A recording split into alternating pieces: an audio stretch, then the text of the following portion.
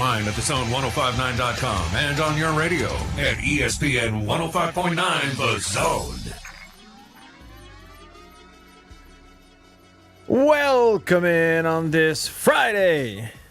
Hey, everybody.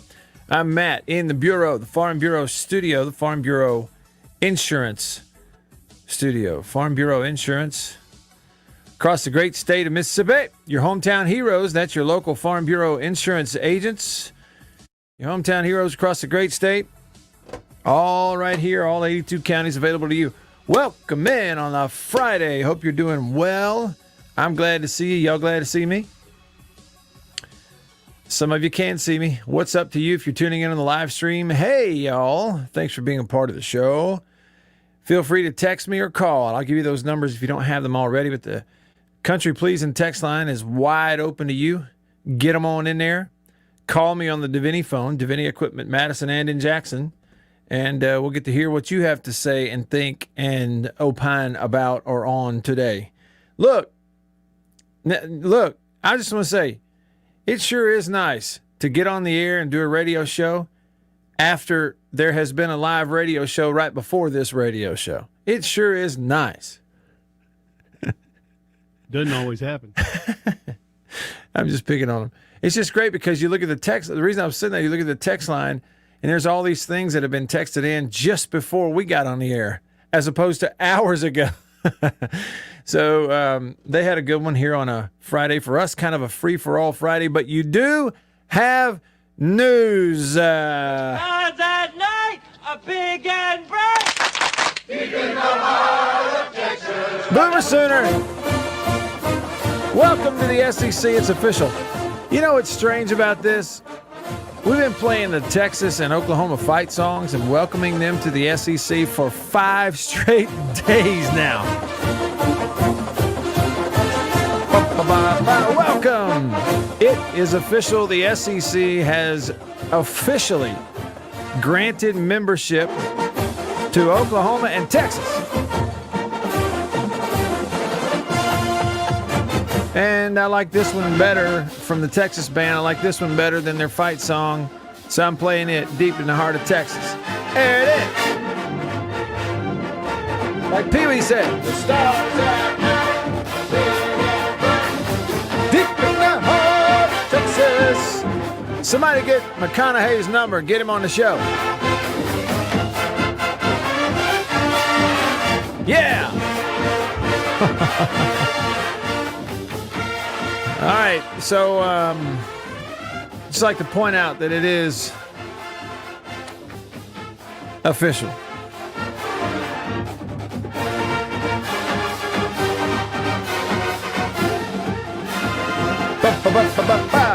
Yeah, so you followed it. You know, I mean, you don't need me to kind of spell it out for you, but there was like a meeting on Monday, and then a statement on Tuesday, and then a meeting on Wednesday, and then another meeting and a vote yesterday, and then today they had a vote, and you know what I'm saying? It's like one day after the other. The fact is, the whole time it's been a formality. People are kind of, you know, pointing and snickering at the Big 12 a little bit, but to their credit, okay, Bob Bowlesby, the commissioner of the Big 12, said, look, this is all proof that they've been talking about this a long time behind the scenes away from the rest of us. Okay, that's the fact. Now, the Big 12 doesn't like it. They're pretty miffed about the whole thing. The remaining 8 started with 12, went to 10, now they got 8. The remaining 8 and their commissioner are pretty miffed about it. All right, they are. Yeah. Okay, and we get it. Rightfully so. But he is telling the truth when he says, look, this is pretty clear. This didn't just pop up all of a sudden and happen quickly. They've been talking about this behind the scenes for a long time. So take that for what it's worth. But today, the SEC put out the thing. You know, of course, the presidents voted yesterday afternoon. We understand that it's unanimous. The SEC today announces the University of Oklahoma and the University of Texas will become members effective July 1st, 2025. With competition to begin in all sports for the 25-26 academic year. Now, and so that's the only point of contention in all of this, is not the whole time. Once it popped up, you knew it was happening. And so the only real significant point of contention here was, well, when they're going to start. Says 25. Yeah, well, that's for legal purposes. That's just for lawyers. Yeah, but then the SEC says 2025. But I'm telling you, it's legal purposes. They'll do it before that. You know, all those things. Well, are they going to start ahead of time? Let me just read you a tweet from Brett McMurphy. Y'all remember Brett McMurphy used to report on college football for ESPN, and now he's for the Stadium Network. Yeah, nice for Stadium Network. SEC officially grants membership to Oklahoma and Texas effective July 1st, 2025, unless Oklahoma and Texas can bolt from the Big 12 before that. Now, that's Brett McMurphy's words. That's not coming from the league, the SEC, or an SEC administrator or somebody. But he's the kind of guy who he's getting it from somebody. Okay, so kind of sounds like the ball is in Texas and Oklahoma's court. Legally, all this kind of stuff. They have two things. They have a sort of contractual agreement with the Big 12, sort of contractual agreement with ESPN and the TV partners through the Big 12 and Longhorn Network and all that. So there's some, not messy, but there are some strings attached. So let's say it that way. So it sounds like, and everything official from the SEC has always said 2025, because they're not insinuating anything, breaking any contracts. Hey, look, you break contracts, you get it figured out, fine, let us know. We're good. If not, it'll be 25 when your contract's up. So the ball's in Texas and Oklahoma's court to figure out a way to sever ties with the Big 12 early. Now, do you believe they'll figure out a way to do it early? I bet you do. Do I? You bet. They will figure it out early. It's just how early. Now, and earlier in the week, Hog Jowl, who listens to the show, and he texts us on the Country Pleasing text line. He's an Arkansas guy. He got connections at Arkansas. And he said he's hearing up on the hill there in Fayetteville, folks talking about probably 2023 logistically to pull it off. You know, because I'm thinking you add teams, your schedule's got to be a lot different. Maybe. Yeah, you're going to have to shift that around. And, you know, to pull it off by 2022, not only logistically on the SEC side to get their scheduling readjusted or adjusted or set, whatever that model is going to be, to do it in 1 year, but then also on the Oklahoma and Texas side of it with the Big 12 to get the lawyers to get them out of that deal early by 2022. It just seems like it might be hard to pull off in 1 year.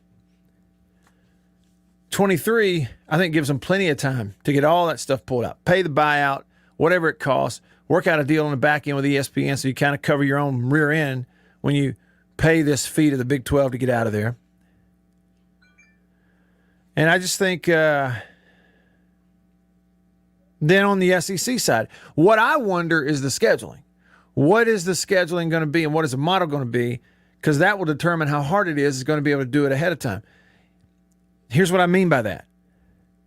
If the Southeastern Conference knows Texas and Oklahoma are coming to the league before 2025, unofficially, then they might stay at 8 conference games in the meantime, because there are lots of non-conference games contracted already. They've signed a dotted line, you know, and so to get out of them, you're going to you'd have schools having to pay buyouts of those games. If not, well, let me back up. You know, if it were later, it would give SEC teams a little buffer there in time of 2 years or maybe 3 to work out those future non-conference games that you might need to either move or get out of to facilitate the league going to more games, playing more games. So all those things are big question marks. But this is the fact. They're coming, so it's a done deal. Just like everybody kind of knew on Monday, so to speak. It's a done deal. But what are the divisions going to be? All right, tell me this, y'all.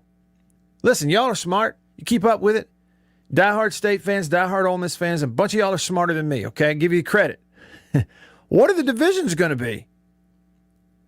If your state and you go to 4-team divisions, don't call them pods, 4-team groups, 4 groups of 4. Well, who are you in a group with? You playing every year.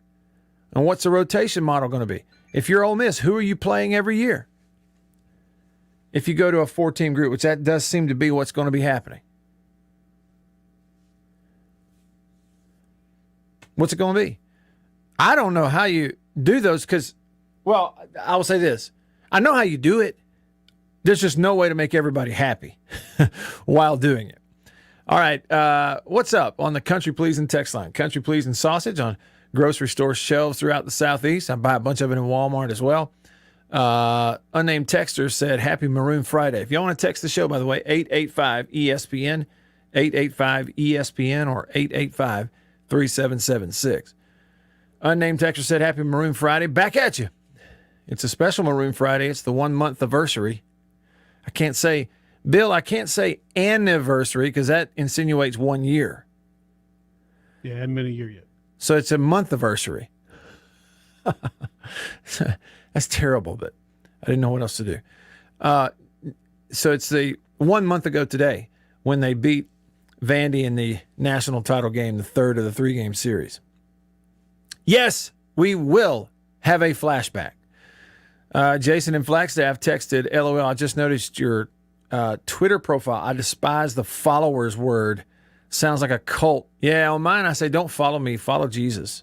If you're going to follow someone, that's the only guy worth following. Don't follow me. Now, if you click the follow button, okay, fine. But you're not a follower. I don't need followers. It's the last thing I need. How about this idea? Hey, look, man, like the great comedian, God rest his soul, Tim Wilson would say, we can dream, sir. We can dream. Unnamed texter said, Dion and JSU to the Big 12. We can dream, sir. We can dream. The real Eric says, I believe Oklahoma and Texas will be playing SEC football no later than 2023. I am comfortable with that, Eric. That's the way it feels to me. There's no way. There's just no way. They're playing 2021, 22, 23, and 24. 4 more seasons in the Big 12 that is just ain't going. It's dying. Okay, there's no way they're doing that. The Big 12 is not doing that. Big 12 will get what it gets, and that is some money to distribute to the members to live off of while they find new conference affiliation. And then, look, here's what's happening. I mean, the AAC is going to swoop in there and lock up. I mean, who'll be first? West Virginia? No, nobody's even talking about this.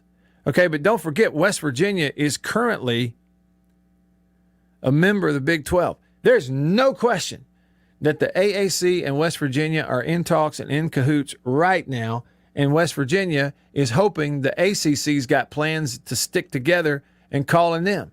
And if they don't get a call, if West Virginia doesn't get a call from the ACC, the Atlantic Coast Conference, then that'll fuel the rumors that the SEC is now going to go over there and get Clemson and Florida State. Because if the ACC is planning on sticking together with Clemson and Florida State at the top, what are they going to immediately do? Who are the best teams out there that we can expand to? And when and how fast can we do it? West Virginia. So some of those things are going to be interesting when they start popping up. The residual effect of this move. But I agree with you, Eric. Nick texted the show and he says, do you think former SEC legend Roger Clemens ever gets inducted into the Hall of Fame? Funny question, Nick. Yeah, they're not putting him in there, are they? They're not going to do it. They probably should, but they're not going to do that. Hey, you know what I'm going to do? I'm just going to do it today. Y'all check my Twitter tonight because I got a guy I know who's a big Oklahoma fan, and I'm going to call him without him knowing it, and I'm just going to start the SEC chant, and I'm going to film it and get his reaction and post it on Twitter. That's coming up later tonight. Louvier texted the show. What up, Louvier? He says, when you start trying to make everyone happy, no one ends up happy. Well, you're right. What is it Nick Saban said? He said, if you want to make everybody happy, don't be a leader. He said, sell ice cream. Yeah, that's right. I mean, not everybody's going to be happy when they come up with the scheduling model. But we say that, Louvier, and the thing is, everybody currently in the SEC, every fan base in the SEC currently is pretty much fed up with the schedule and the model. Pretty much fed up with it. Teams are pretty much, for the most part, a huge majority of fans are fed up with this stupid cross-division rival stuff that we've lived with forever. I mean, like you say, it got us down the road, but it was never good, and it's gone on way too long now. So people are sick of that. They're tired of cupcake games. They really are. Fans are. Now, they may not entirely go away, but fans are tired of those. And the fact that in this scheduling model, there are certain schools that if they're from the other division and you don't host them every year in a cross-division rival deal, then you play them like once every 6 years and you host them once every 12. Like, I mean, seriously. I mean, Florida comes to Oxford once every 12 years. It happened last year in 2020. It ain't happening again on the current scheduling model until 2032.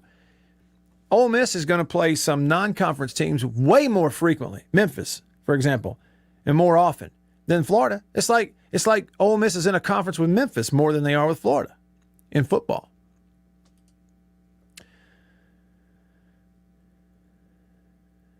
Unnamed texter said, what?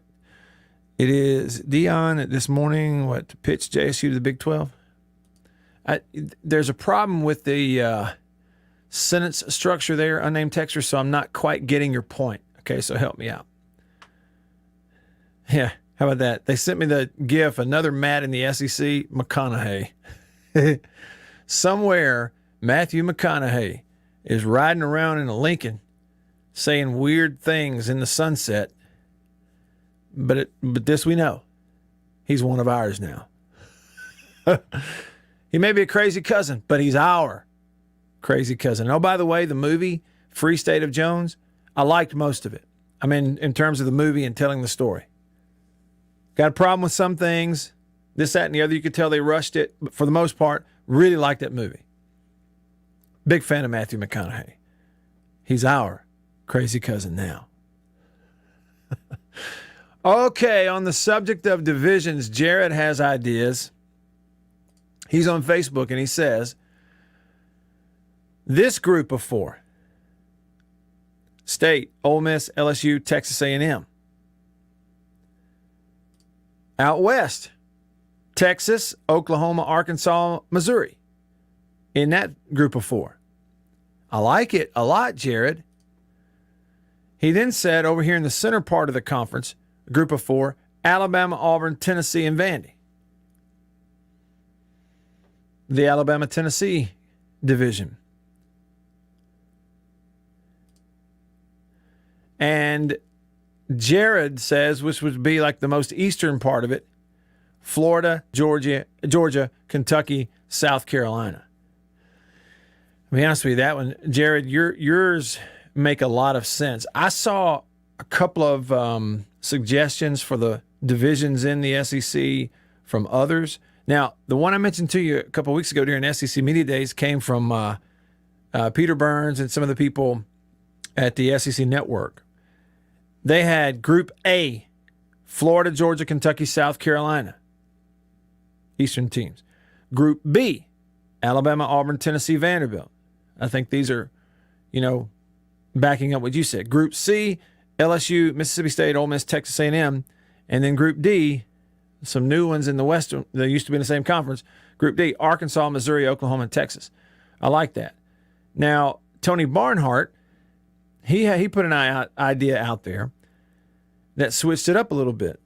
Here's what he had. He did a Southwest division, a South division, a West, and an East. Southwest division, Texas, Texas A&M, Oklahoma, Arkansas. It's the old Southwest Conference. He did the South division, LSU, Ole Miss, Mississippi State, and Vanderbilt. He did a West Division, Alabama, Auburn, Missouri, Kentucky. And then he did an East, Georgia, Florida, South Carolina, Tennessee. At first I looked at that and I got to kind of turn my nose up at it going, hold on a minute. So if you, in this, he would have like Mississippi State playing LSU, Ole Miss, and Vanderbilt every year. I wonder how Ole Miss would feel about that if they get two new teams, a whole new model, 4-team divisions, and Vandy is still in their division. They play them every year, and they have been. I wonder how they would feel about that. LSU would look at it and see a bunch of wins, because in this, he would have LSU playing Ole Miss, State, and Vanderbilt every year. But what I like about it is it would have Florida, Tennessee playing each other every single year instead of Alabama and Tennessee playing each other every year. Does away with that. So I don't know how they're going to work it out and based on what. I don't know. I could go with either of those, but I like the proposal you had, Jared, which mirrors what Peter Burns and the guys on the SEC Network had for their proposed deal. Anyway, there it is, official. They tweeted at the SEC. Presidents got together, voted, and extended the membership, and then they've officially accepted Texas and Oklahoma as members of the SEC. It's just a matter of when. More of your texts coming up on the live stream. I'll get to your comments. Y'all give me a call as well. A flashback. Something happened on this day exactly 1 month ago. What could that be? Stick around in the Farm Bureau studio and find out.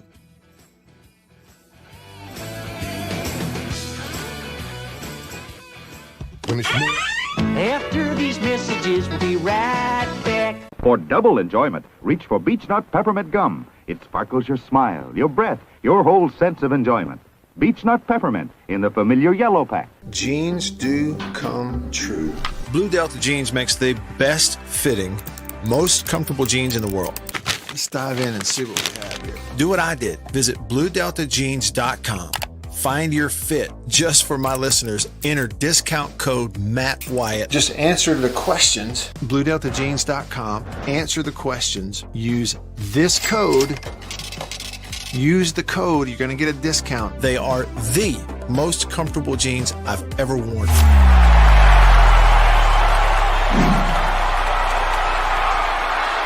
Farm Bureau Insurance stands ready to provide financial relief to our communities in this time of crisis. This includes a one-time credit to all personal auto policyholders, a donation of $500,000 to the Mississippi Food Network, and additional payment options for those hit the hardest, all while continuing to service customer claims as well. But this is the time to go above and beyond. These are a few ways we're keeping the Farm Bureau promise. To learn more, talk to your agent or visit us online.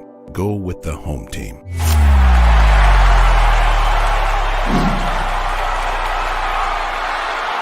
Hey, y'all, let me tell you a little bit about C Spire. New stuff in 2021, including 5G coverage. If you go to their website right now, cspire.com, you're going to see their no bull, which, by the way, I love the Super Bowl ad with the slow motion bull. You're going to see that on the website. But look, they're right. There's been a lot of bull over the years in your wireless bill, depending on if, who you were with. And my experience with C Spire is just like they say, there's no bull. I know what it's going to cost me each month. I know what my coverage is the number one coverage in Mississippi, period, the number one network. And they've got 5G phones that are 5G ready. Now, I have the new iPhone 12 Pro Max, got it at C Spire, went and did curbside at my local C Spire location and did the exchange where I traded in my old one, got the new one, and it's 5G capable. And we've got 5G coverage in parts of Mississippi, and it's just growing by the day. So you really ought to check that out, okay? And in terms of the new phones, you got deals going on those as well. Find those out at cspire.com. C Spire, customer inspired. After these messages, we'll be right back. Every farmer understands their farm can't thrive without some good partners like sun, soil, and rain. And farmers in North Mississippi also rely on another important partner, Mississippi Land Bank, because land and farm financing are Mississippi Land Bank's primary focus. We've grown alongside these farmers' crops for more than 100 years. We understand what a farmer needs, and we know the lay of the land in North Mississippi, and that's where I stand. A lot of people in the equipment world, things kind of go in trends, I guess, if you want to say it. So kind of the first big thing that we look at when we start evaluating our business is going to be our turf equipment. That's kind of the first big push, because once everything, the water dries up and the grass starts growing, this is what everybody's looking to get. We carry the new Wright stand-up mower. Doesn't look like much, but this thing is, and it costs just as much as zero turn. Not a cheap unit at all. I mean, if you go out there and look at that zero turn, this thing right here, I mean, it's got all your components from your big pumps to your commercial engine to your large steel deck. And these guys were the first ones to make the standard mower. Better buy Bird's Eye. Better buy, better buy, better buy Bird's Eye. Yes, always look for this Bird's Eye Bird, your guarantee of top quality frozen food. And your big Bird's Eye buy this week is Bird's Eye Orange Juice. Easy, you can serve it in a minute. Thrifty, it will save you money. Orchard fresh and delicious. Online transmission is ready, sir. Live online at thezone1059.com and keep your radio turned on to ESPN 105.9, The Zone. Welcome back. Yeah, welcome to the SEC. But leave that silly hand gesture stuff at the door, okay? Just leave it at the door is what I say about that. I don't understand it to begin with. And in the Southeastern Conference, we don't do silly hand gestures. We do a lot of silly things. Okay, we have cowbells, and I'm not calling it silly, but it's unique. Okay, and I like it. I wouldn't call something that makes that much noise silly, right? A hand gesture makes no noise whatsoever. I don't even know how you do it. Like which way you do it. Which way? How is it? Like this? Anyway, we have chants and cheers. Ole Miss fans do hotty toddy. Alabama does rammer jammer. And some of those things. Okay, so. But you don't have anybody in the SEC whose fans going around doing these silly little hand gestures to each other. Well, we got a fins up thing that kind of developed, but it's starting to kind of, I don't know, it's starting to fade a little bit at Ole Miss too. It's just not something you do conference wide. Whereas, the old identity of the Big 12, every team, right? Every team out there in the Big 12 has something that they do with their hand. And I guess it's because Texas, everybody trying to be like Texas.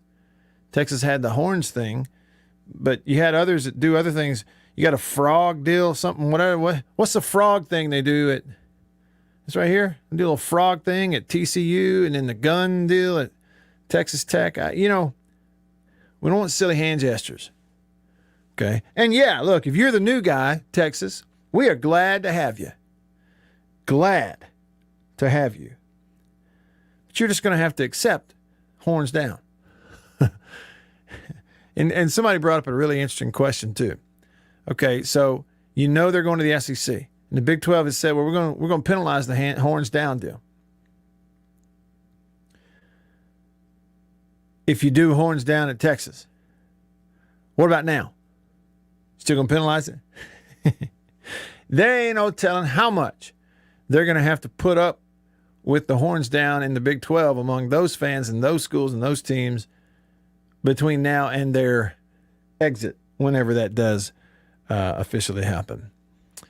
Welcome back to the show in the Bureau, the Farm Bureau Insurance Studios. Sven's idea on YouTube was 16 teams, 1 division, 3 opponents you play every year, 3 non-conference games. The other 6 games you play against the SEC, and to make sure that you play every team at least all 2 years. I'll just take your word for it. I can't keep up with all those numbers. I trust you, Sven. I just can't keep up with all the numbers. Sherry says, I'm interested to see if Oklahoma State follows. Well, you never know. You just never know. I mean, the rotation stuff has got to happen. You simply cannot have a conference where some teams don't play each other except for once every 7 years, and then you don't host that other team once every 12 years. You just can't have that in a conference. You cannot have that. It must rotate quicker, and so this will take care of it, whatever they go to, whenever they go to it. And we'll find out when and how and if and all that. I got you. Okay, so the unnamed texter clarified that Deion Sanders is the one wanting to make the pitch to get Jackson State into the Big 12. Nick says, I think State, Kentucky, Vandy, and Ole Miss as a division makes the most sense. I think it doesn't at all. Disagree with you there. Flowwood Reb has an idea. He said, I just don't think you separate Texas and Texas A&M any more than you separate Alabama and Auburn or Vandy and Tennessee. So he went West, South, Central, and East. West Division, Texas, Texas A&M, Oklahoma, Missouri. The old Big 12. South Division, LSU, Arkansas, State, Ole Miss. Central, Bama, Auburn, Tennessee, Vandy. East, Florida, Georgia, South Carolina, Kentucky. I wonder what they are going to do with the idea, this right here, historically, and the SEC makes the rules. Historically, the SEC has protected, number 1, the Iron Bowl, Alabama, Auburn. Number 2, third Saturday in October, Alabama, Tennessee. And number 3, Auburn versus Georgia, the oldest rivalry in the South. Those 3 games. How do you protect those 3? If you are saying we're going 4-team divisions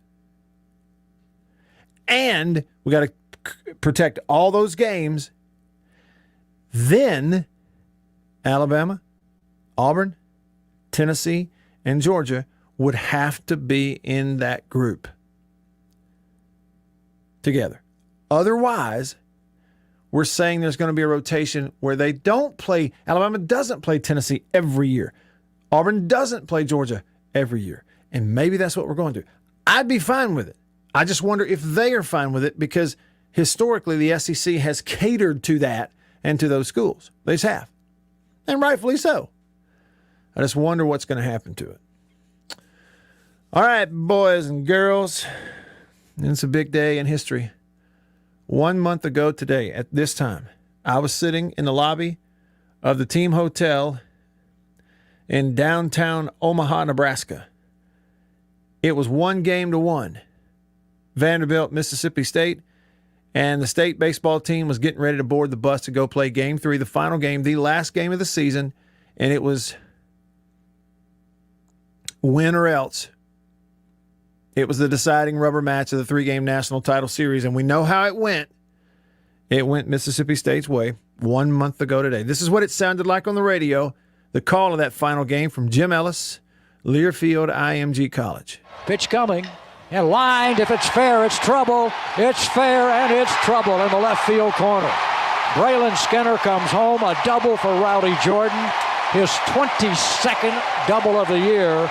Plates the Bulldogs' 3rd run of the ball game. Breaking ball, and he struck him out swinging. Well, didn't ask for a better outing than that. He has retired a dozen in a row, and Mississippi State will bat in the top of the 6th. Kellum Clark is the batter. McIlvain with 2 on base and 1 out. And there's a high drive. I don't know that you need to chase it. Kellum Clark has just hit it out of the ballpark, and Mississippi State will go to 9-0 in this ball game in the top of the 7th inning. A bunt to the third baseman, and going to beat it out for a... No, they say he's out. Close play.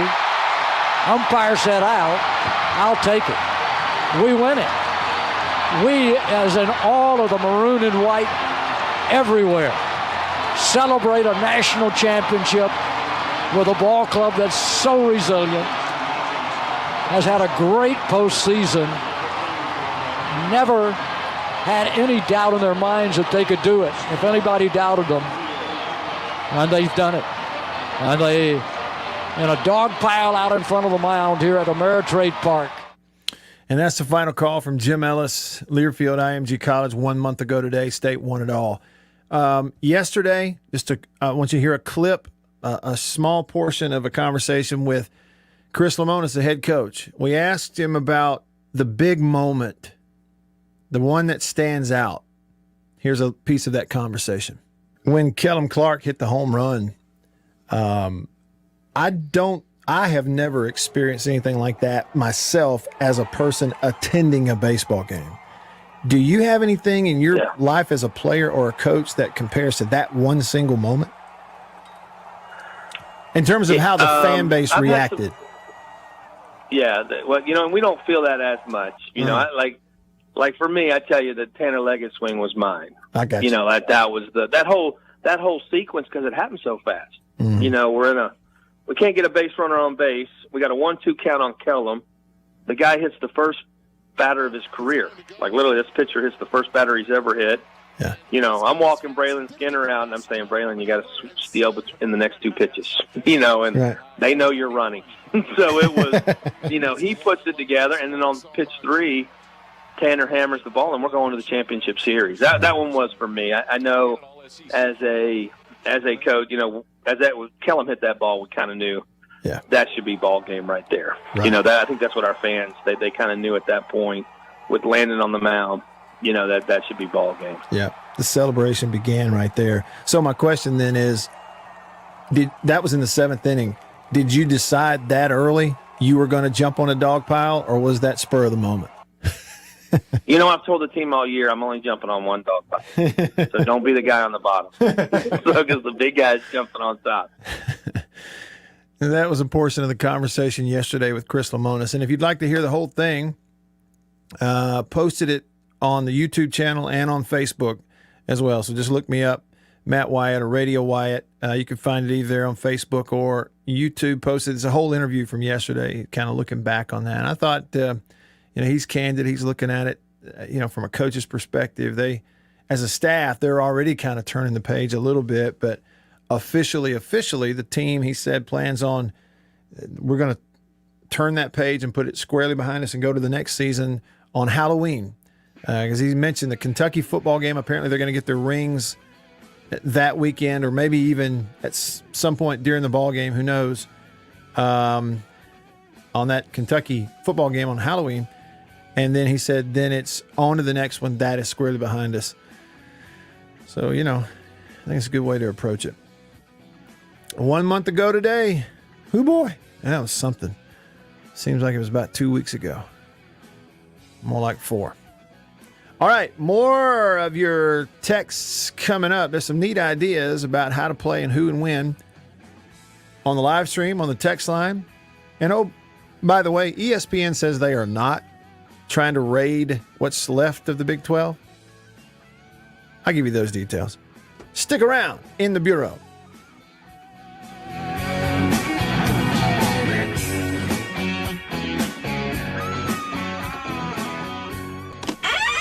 After these messages, we'll be right back. Arrived today. Jeans do come true. Thank you, Blue Delta. Yeah, jeans do come true. That's what the bag says. Blue Delta Jeans makes the best fitting, most comfortable jeans in the world because they are uniquely made for you and only you. Raw denim jeans, custom fit, hand tailored in Tupelo, Mississippi, my hometown. Let's dive in and see what we have here. Do what I did. Visit BlueDeltaJeans.com. Find your fit, design a jean, and before you know it, you'll be addicted. Just for my listeners, enter discount code Matt Wyatt, all lowercase. Again, that's if you listen to me, you can use discount code Matt Wyatt, all lowercase, and at checkout, you're going to get a 10% discount off your order. So I just went online, ordered them, BlueDeltaJeans.com. A couple weeks ago, went in. I didn't go get measured. I just entered, you know, what I knew about myself. I just answered the questions, and here they are at my doorstep a couple weeks later. Nice. Yeah, Blue Delta. Nice. I'm happy. I've known the Blue Delta team for years, and I'm thrilled to have these guys on as a sponsor of this show. Blue Delta's Virtual Tailor is a fun and easy way to get yourself into the best fitting pair of jeans you're ever going to own. Bet you never thought you'd get a butt shot out of me, huh? How about that? Just answer the questions, and they fit absolutely perfectly. They couldn't fit better. So just go online, BlueDeltaJeans.com, answer the questions. It's amazing how they do it. They will fit perfectly. You're not going to find better material and better feeling pants, period, anywhere. BlueDeltaJeans.com. Use this code. Use the code. You're going to get a discount. They are the most comfortable jeans I've ever worn. I promise you that. And I know that you are going to love them too. Make sure you use the code. And remember, jeans do come true. After these messages, we'll be right back. Let me tell you about an ice cream can't be beat. The very best tasting you can eat. It's Meadow, Meadow, Meadow, Meadow Smooth Freeze Meadow Gold. Go to your ice cream man today, and here's the word that you should say. Oh, give me Meadow, Meadow, Meadow Smooth Freeze Meadow Gold. And remember, folks, Meadow Gold is mighty good. For double enjoyment, reach for Beech Nut Peppermint Gum. It sparkles your smile, your breath, your whole sense of enjoyment. Beech Nut Peppermint in the familiar yellow pack. 6 o'clock, dinner time. Thank goodness for Jell-O Instant Pudding. Yes, thank goodness for Jell-O Instant Pudding. The terrific busy day dessert you can make at the very last minute. See how quick and easy. Just add it to cold milk and beat it up. That's all. By the time you're ready to eat it, it's all ready for you. Jell-O Instant Pudding, made by the famous Jell-O folks. So creamy, so nourishing, so delicious. No other instant pudding is quite the same. Stock your shelves with all 7 flavors. The good busy day dessert. Jell-O Instant Pudding.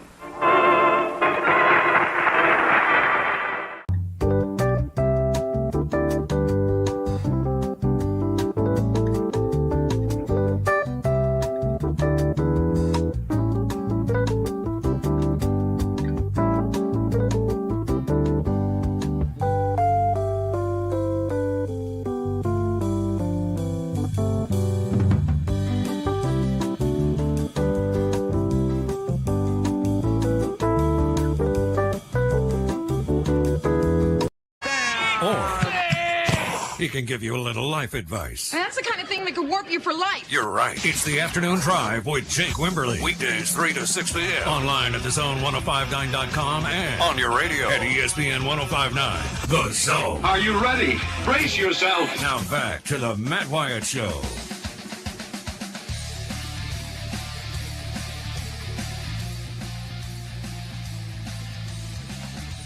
All right, back with you, rolling along here in hour number 1 on this Free for All Friday. I love the interaction, man. It is great to hear from y'all. Great to hear from y'all. Doing the little flashback right there.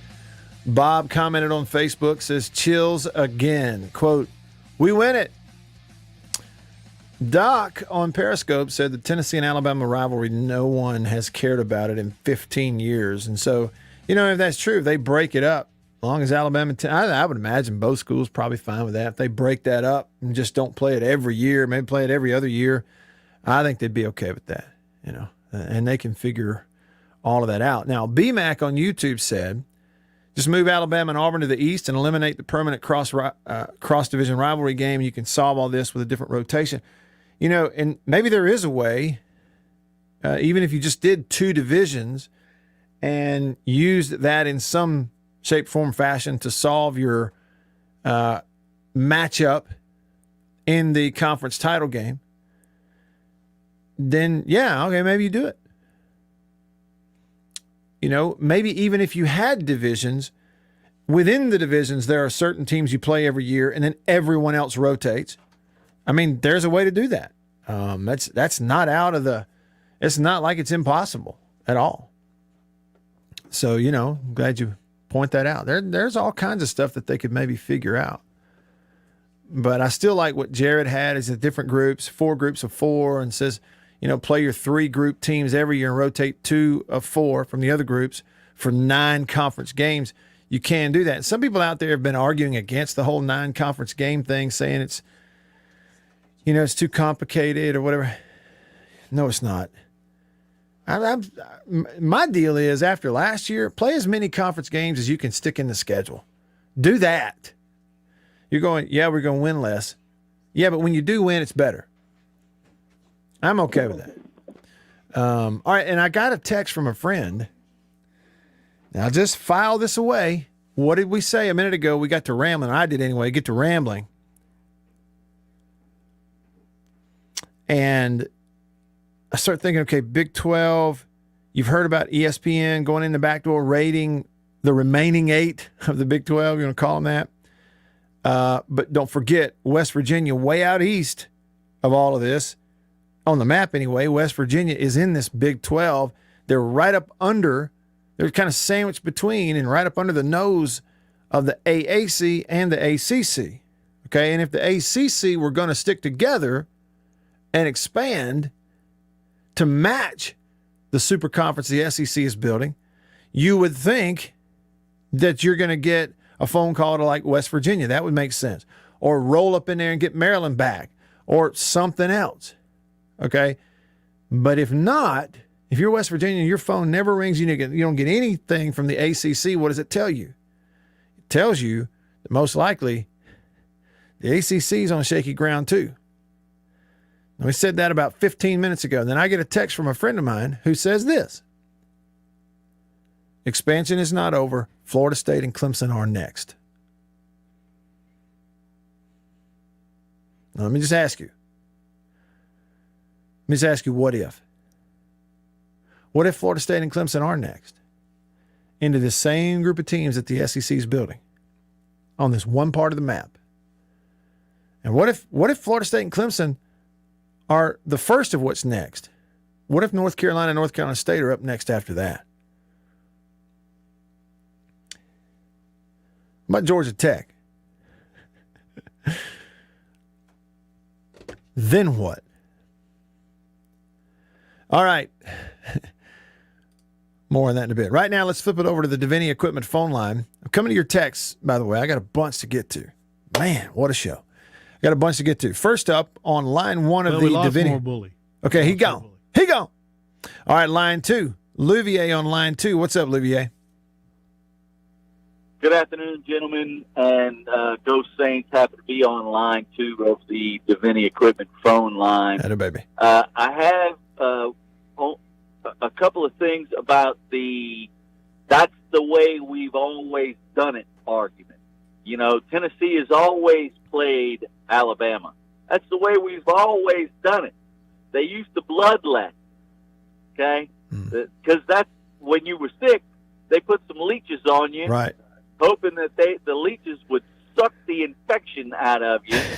And that's the way we've always done it. When I was first out of college, fax machines were kind of new. Nobody knew. I mean, it was actually the rolled wax paper. That's how old that was. But why would I want to do that? I'll do the document and put it in the U.S. mail and put a stamp on it, because that's the way we've always done it. I love that's the way we've always done it argument. It is absolutely absurd. Adam and Eve said we wore fig leaves because that's the way we've always done it. Mm. Well, for those that want Alabama to play Tennessee every year, put on your fig leaf. That's the way we've always done it. You're antiquated. Go Saints! What a call. What a call from Louvier at 12:45 in the afternoon on a Friday. He's exactly right. That's the way we've always done it. I got to ask you, have you seen this True Maroon text yet? No, I'm going to it right now. I'm about to get to it. You're going to love it. Okay. Speaking of that's the way we've always done it, Louvier, in the 70s, back when you were playing high school football, when you were hot at practice and you were sweated out, they didn't give you water. They gave you salt tablets. It's a miracle. It's not just a wonder. It is a miracle that all of them didn't die. But for a long time, that's the way they did it. Good point. White Denzel says, give me the Red River Shootout rivalry game on primetime on ABC for the SEC Game of the Week. That is some projection for you. And True Maroon has sent me. I told you you'd like it. This is fantastic. He sent me, it is a Photoshop picture of John Cohen standing there smiling, and he was holding one of those pull-out signs, the little tension signs. You pull it out and the sign reads something. He's sitting there holding it, and they have photoshopped the Texas logo upside down with the words "horns down" on it. So that's fantastic. I love the grin on his face. I mean, it's perfect for the joke, right? Because it's like he's laughing too. Thanks, True Maroon. That's really good. Unnamed texter said, when Texas visits state in football, with the cowbells ringing, do you think Texas's mascot will try to follow the ringing? Bevo, I can't wait to see that steer at a football game. It's one of the coolest live mascots. Let me rank them for you. Okay? And y'all run till I said it. 1, that eagle flying around in a circle over everybody's head and landing on the 50-yard line where 85,000 people are going, whoa. Hey, that's the number 1 live mascot appearance in all of college sports. Number 2, that paint horse with a Seminole Native American perched up on it at Florida State, and he's got a flaming spear. He spikes it into the ground as that horse rears up on its hind legs. Yeah, that's number 2. Number 3 is that buffalo running out of that tunnel at Colorado with 2 guys holding on by a rope. Number 4 is Bevo. Now, I can't put Bully up there because I'm biased, so there you go. That's the coolest live mascot appearances outside of Bully. I just got another text from a friend who's in the know. Check this out. File this away for information. I'm really glad to know. It's just another example of it's who you know, it's not what you know. Friend texts me and says all the ACC schools' grant of rights are tied up until 2035. Well, how about that? That's still a long time out, but it'll be here before we know it, won't it? So what? The thing to do would be to drop that conversation about Clemson and Florida State for now? So it is incremental. So that the complete and utter breakaway is not going to completely happen before 2035. Is that how I'm supposed to read that? Yeah, Josh with a great point.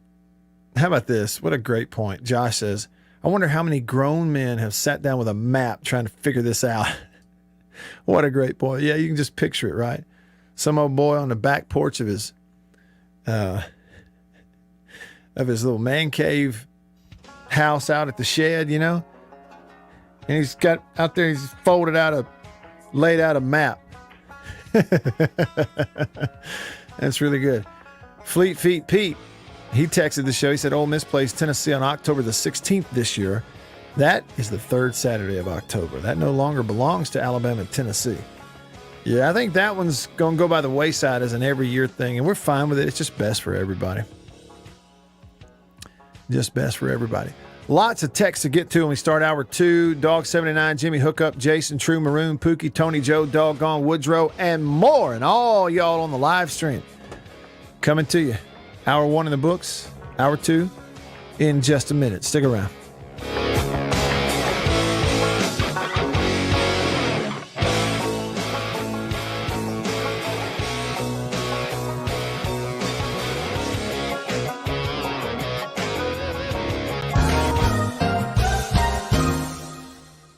Farm Bureau Insurance stands ready to provide financial relief to our communities in this time of crisis. This includes a one-time credit to all personal auto policyholders, a donation of $500,000 to the Mississippi Food Network, and additional payment options for those hit the hardest, all while continuing to service customer claims as well. But this is the time to go above and beyond. These are a few ways we're keeping the Farm Bureau promise. To learn more, talk to your agent or visit us online. Go with the home team. After these messages, we'll be right back.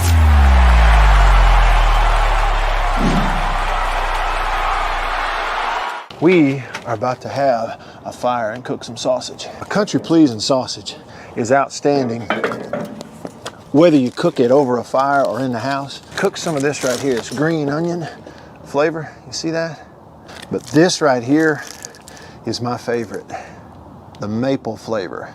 And this is great for breakfast. It's awesome cooking it in the house because it makes the whole house smell good.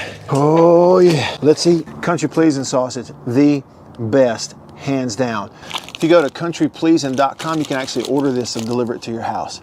Country pleasing sausage, hands down, the best. Trust me.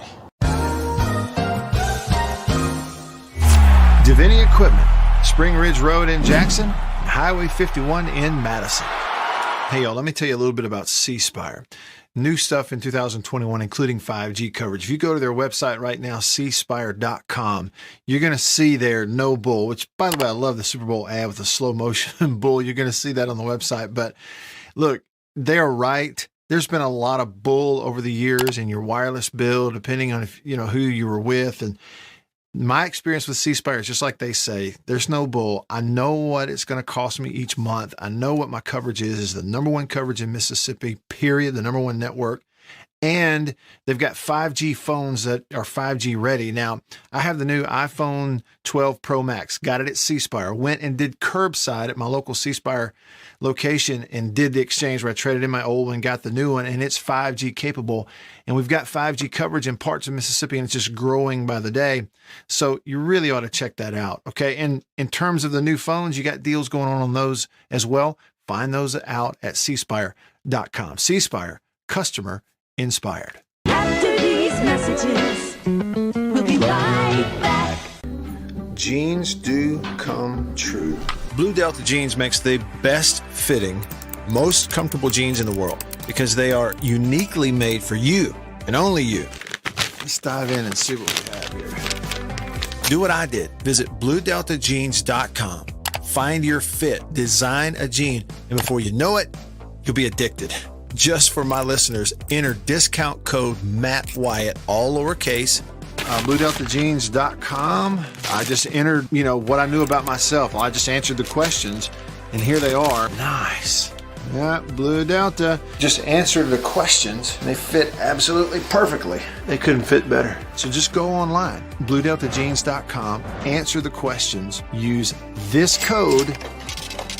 Use the code, you're going to get a discount. They are the most comfortable jeans I've ever worn, and I know that you are going to love them too.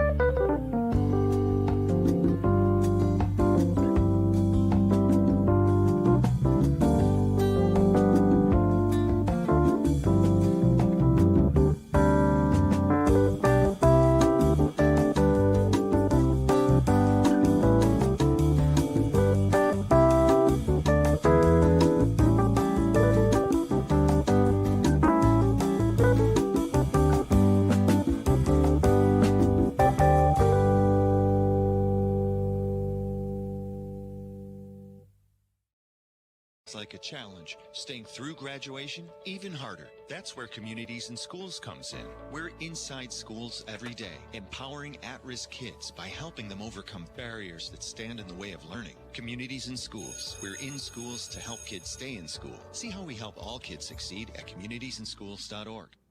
WRKS Pickens Jackson. Time. It's time to get back to the Matt Wyatt Show. Live in the studio. Online at thezone1059.com and on your radio at ESPN 105.9 The Zone. Hey! Here we go. Hour number, what is it? Two. Utah, give me 2. Who was that? Gary Busey? Played that role in that movie where he said, hey, Utah, give me 2. Utah, give me 2. Wasn't that Busey? You talking about an interesting fella right there. Welcome into the show. I'm Matt in the Bureau, the Farm Bureau Insurance Studio. Farm Bureau, go! With the home team staying connected to you because of C Spire. Because of C Spire, the #1 network in Mississippi. Hey, Bill, I just got to tell you. So I posted online today. Annabeth got to cleaning up, and she had several old purses that she's no longer using, and she got to cleaning those things out and digging stuff out of them, right? And apparently one of those at some point became like a storage thing, like it was just for storing things in it. Well, one of the things she dug out was my photo ID that I was given when we went to the Cotton Bowl at the end of the 1998 football season. For those that are listening and don't have any idea, I was a player on the football team at Mississippi State in the late 90s. And so that was my junior year of college. And that team, we got to go play in the Cotton Bowl out in Dallas. So they gave us these like a little, like a driver's license deal, except it was, flipped a different orientation more vertically. And they had taken our pictures and put it on there. And it said Cotton Bowl and like Southwestern Bell. And then 1999, it had the state logo on it. Well, when they rolled us through there one day after practice for our picture, right? And it was like taking mug shots. They just say, okay, line up. You go through, and then you stand there, boom, got it. Next guy, boom, got it. Picture after picture. And it was one day leaving after practice. And so I had a little fun with it. All my buddies are looking at me, and I raised one eyebrow in my picture, kind of made a face. And that was the picture they used for my Cotton Bowl ID. Well, she found that, and I posted it on social media and just said, flashback. I don't know why I did this. Well, Beaver sent me a picture and a text message. He has now used that for my ID in his phone. My contact in his phone is now that picture. So when he gets a text or a call from me, that's what's going to show up on his phone. So I did him one better, and I found a little picture of a beaver chewing on a log and put it in mine. So touche, Beaver. Hey. Appreciate you. Hey, let me give you a heads up. And I can do it exactly right now, but in about 2 minutes, we're going to do this. You and me and Bill, we're all going to play a game. We're going to play a game. I previewed this yesterday because I stole the idea from an interview that I was able to do with a guy named Alex Joyce. Y'all can find his content. He's over in England. He's an English guy. So he's over across the big pond. Got a really cool accent. But he's a big LSU fan, big college football fan. And he does a lot of college football podcasts and content. His name's Alex Joyce, Alex Voice Joyce. And I interviewed with him, and he asked me a question that I said, I'm definitely stealing that for my show. So we're going to play a game coming up in just a second. All right? There's a promise for you. First, though, Jason in Flagstaff, Arizona, on line 1 of the Davini phone. What's up, Jason? Nothing much. I just wanted to inform you that you might want to refrain from making fun of the salt tablet. Okay. They were not completely wrong. I mean, they were more wrong than they were right. But one of my jobs in the Army was combat lifesaver, and one of the responsibilities of that was sometimes to treat people that were, heat exhausted and all this, with the heat cramps and all that. Yeah. And the one thing that the treatment we had was IV bags the regular saline solution, but these Yeah. were infused with sodium and potassium. Okay. Because once you get to that point, drinking water don't do any good. It goes straight through you. Through you. If you don't have salt and potassium, your kidneys won't use it, and it just goes straight through you, and you end up in a really bad pickle. Yeah. How about that? Anyway, I'll hang up. Hey, Y'all so have a good day. well, before you hang up, listen to me. So I have seen 2 or 3 things here recently. All right, when I was in high school in the 90s, if you were cramping or whatever, they tell you eat bananas. Okay, so there we are, potassium, right? Of course, we had Gatorade and stuff. And if it was bad enough, you'd have to go to the hospital and get on an IV drip to get hydrated and all this stuff. All right, but also then more recently, I've seen these weird things like high school kids drinking pickle juice, basically like mustard, putting mustard and drinking it, any merit to any of that stuff, Jason, as far as you know? I don't know about mustard, but pickle juice it seems like that would be kind of salty. So I don't know. And from cucumbers, there's surely some potassium in there. I don't know anything about mustard. That could be just scooped up dog crap for all I know. So it could be, that could be something that the wrong people came up with. I got you. I'm curious about that. So yeah, thanks for the heads up. So they were almost there, but they were kind of on the right track. But as he said, they were not completely My wife wrong. drinks pickle juice when she has cramps in her legs. Pickle juice. Said it works. She can drink it within about 30 seconds. They start going away. Okay. Well, what is in pickle juice? That's what I want to know. What's in it? Should we make our own version of that and sell it as an athletic thing? And what would we call it? That's what, and then we can really cash it in. That's what we got to come up with right there. Hey, little housekeeping right here. Will on YouTube said, Matt, some Winsipedia trivia for you. Texas has a winning record versus every SEC school except 3. What are the 3? Hint, Bama's not one of them. You know what? I'll go so far as to say I do know that, Will, because I looked it up yesterday. And am I right? Texas is like 7-1 against Alabama all time. I think the only time Alabama's ever beaten Texas was in that national title game several years ago when they beat Colt McCoy and that team in the national title game. Prior to that, they'd played like 7 times in history or something, and Texas won all of them. I don't know. I'd have to look it up. Y'all go to Winsipedia and look at the compare, hit the compare button, and do Texas versus these teams and figure that out. It's a good trivia question there, Will. Thank you. Over on the text line, I got a little room to make up here.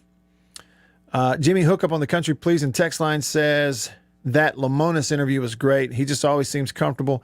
I've literally never heard an awkward moment from him in any interview or press conference. Yeah, he handles that stuff. You can tell kind of how he would emit the right vibe or vibes for his team, can't you? Because he's just like this right here. Yeah, we're cool. It's good. It's all good. Dog79 texts and says, wonder how long it'll be until that, talking about the flashback to Mississippi State, doesn't bring a tear to my eyes. He says, I watched a replay of the 14 LSU game, did it too. Talking about football. Jason in Flagstaff says, I believe every word of ESPN tampering with the Big 12. I hope those remaining schools sue ESPN into bankruptcy. So hopefully we get a true sports network, tired of their political nonsense and screaming shows. Jason, when I first heard it too, now I understand the take that, hey, the Big 12 is responsible to make their teams happy, that they wouldn't want to leave. And there's some truth to that. But think about, Jason, in reality, do we believe that ESPN has anybody who has sort of had communications with like Oklahoma State, Texas Tech, and TCU and some of those? Yeah, I believe that fully, 100% believe. Somebody at ESPN, I guarantee, has been communicating with those guys, and maybe there is hey, might be best for you to head east or something, like whatever, or talk to the Pac-12 or whatever, if that thing's falling apart. Okay, do I believe that those things probably happen? Sure I do. And when you're ESPN and you're in cahoots with and have a deal with that conference, it's just not right. Okay, it's wrong to do it. They can sit there and say we did nothing wrong, it's all bunk. I don't believe them. They have to say that. Pookie says go Saints because that's the way he always hangs up. Olivier had a great call with us in case you missed that. Tony Joe texts and says if Texas doesn't like horns down, maybe do something else, like do a bone. But how do you do a signal like a bone signal with your hand? I don't know. Doggone says, I can't wait to see the commercials where Texas and Oklahoma are saying the SEC just means more. Well, look, you want to see something cool, Doggone? Texas A&M released an awesome video on Twitter today. And the very first of it, it says it's titled, it says it means, let me find it. I'm going to get it wrong if I don't. Where is it? SEC. Gabe would have retweeted it. I'm getting close. Here it is. Stronger than ever. Now it means even more. And it was a really good video of like Johnny football and a lot of their highlights in other sports and that kind of stuff. Okay. Let's do it right now, this very minute. I did an interview with Alex Joyce on his channel and his podcast, Alex Voice Joyce. Look him up. He asked me a question. He said, give me one word to describe Mississippi State football for this upcoming season. I went, oh, that's a fun, interesting question. I thought of that. And immediately I thought, I'm stealing that. We're going to do it on my show. So right now, for the first time ever, let's play the one-word game. The one-word game. I need y'all's help. Okay, and you can do your team. But give me one word to describe your team for this upcoming season. Now I will, without giving it away, we could actually do this. We could keep this going for one of the SEC teams. Because later today, in just a little bit, we're going to have team number 36 on the countdown of 100 teams in 100 days. And team number 36 actually is from the SEC. So we could actually do that with them. I'll start you off this way. We'll play the one-word game. Text me or comment. Give me one word to describe Mississippi State football for this season. One word. Just one word. Give me one word, and you can tell me which team, okay, if you're doing a different team. Give me one word to describe Ole Miss football for this season. I'd love to know. And feel free to call me, okay? Absolutely feel free to call me. And you can give me the word and then give me an explanation. I'd love to know what you think. And the answers are already coming in. I'm going to start reading them off. Let me tell you the way I answered it. And go ahead and call me Homer, but I really believe this is true. When he asked me to give him one word about Mississippi State, I said underrated. All right? And I would certainly back it up. They sort of historically are underrated. From a media perspective, they always come out of SEC Media Days sort of underrated. I think they're a little underrated this year. We forget that the guys that were scoring points for them at the end of last season were all true freshmen. All of them. Quarterbacks, receivers, running backs, all of them. True freshmen. It's never happened before in a Mike Leach offense.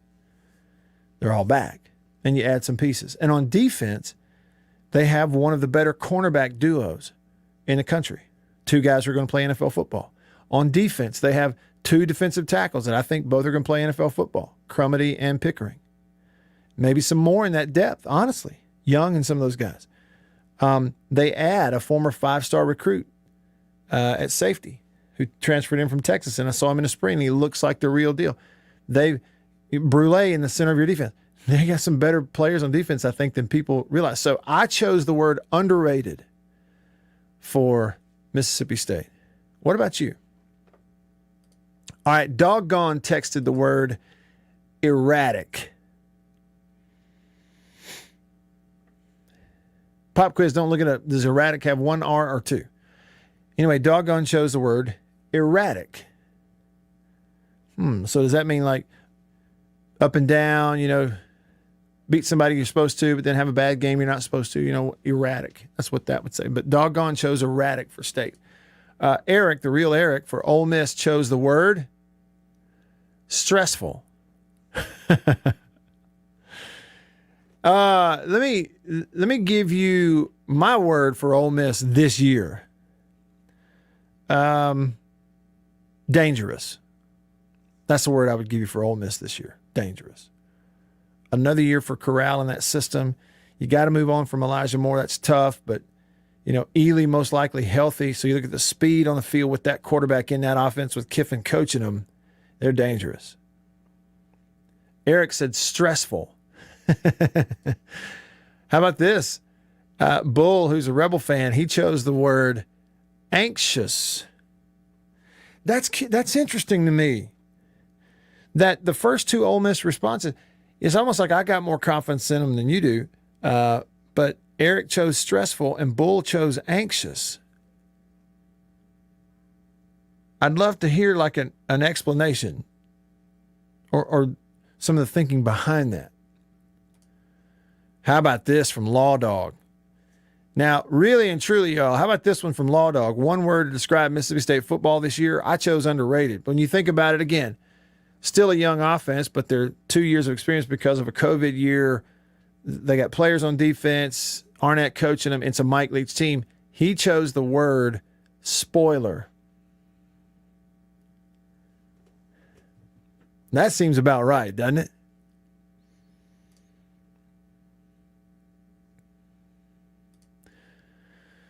How about this? 100 Grand chose the word pedigree for Mississippi State. For Jackson State, he chose the word swag. That is great. I think that's a great way to describe Jackson State. With Deion Sanders as your head coach, you've got a bunch of D1 transfers in there. They recruited well, and the new uniforms, the shiny helmets. Like, you don't know win or loss week to week, but one thing you know, swag, yeah. That's a good one. By the way, Denzel looked up the trivia there, found it 3 SEC teams that Texas doesn't have a winning record against would be Mississippi State, Vanderbilt, and South Carolina. There you go. All right, back to the one-word challenge. Mailman David. For Ole Miss, he chose the word entertaining. Hey, I think you're right. That offense just entertaining. If you can stop some people a little more often, it could be really entertaining. Mitchell. We have a bunch of smart people who listen to this show. Mitchell texted and said for Mississippi State, one word, potential. I think it's there. I still don't know that they have a Crabtree.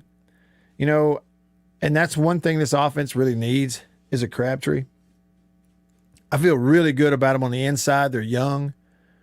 I feel certain that Tulu Griffin on the outside, he's small, but I feel certain that teams are not going to be able to play bump man coverage and stop him at the line of scrimmage from getting off and running down the field. So they're going to have to give cushion at corner, which really affects the defense. And so the one thing is Malik Heath, if Heath plays to his capability this year, he could be, big, but we'll see. But potential, the word potential for State, I like it. So back to Bull. He's an Ole Miss fan. He said he used the word anxious for Ole Miss. And he said, I'm just anxious to see if the defense is any better, not too worried about the offense. Okay, got it. So any anxiousness for you is really related to, is the defense going to come along? Eric said he chose the word stressful for Ole Miss because, he says, that offense can score on anyone, but someone like Vanderbilt can score 40 on that defense. And he said that's why it's stressful. So a really good point. How about this over here on Facebook? Mark said for State, he chose the word hungry. I really believe that's true.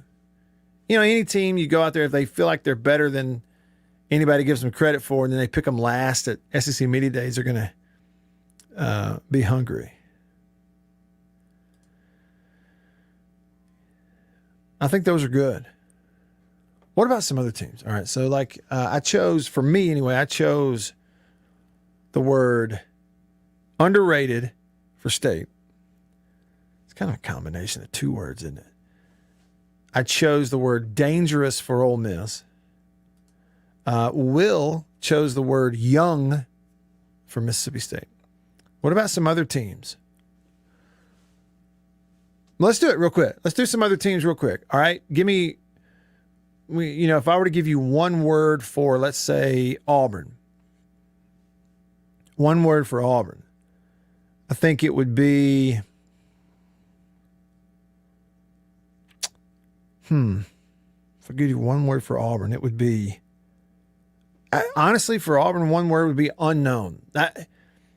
Unknown. And that's not negative, but not necessarily great. It's unknown. Total. Yeah, I was thinking uncertain just before you said that. Yeah, uncertain. Because we know they have players. They got lots of great players. It's just, new coach, new system, first time in a while. What's it all going to be? Robbie texted me the word nervous. I don't know what team he's talking about, but Robbie's one word is nervous. Doggone, for Auburn, he chose the word downturn.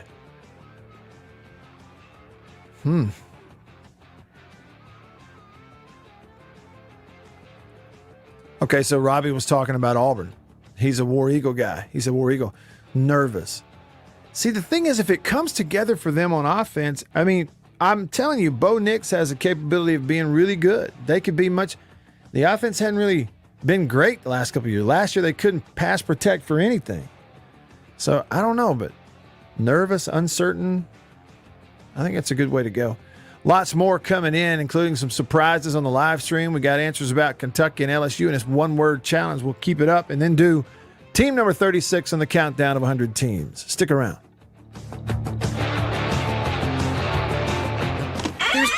After these messages, we'll be right back.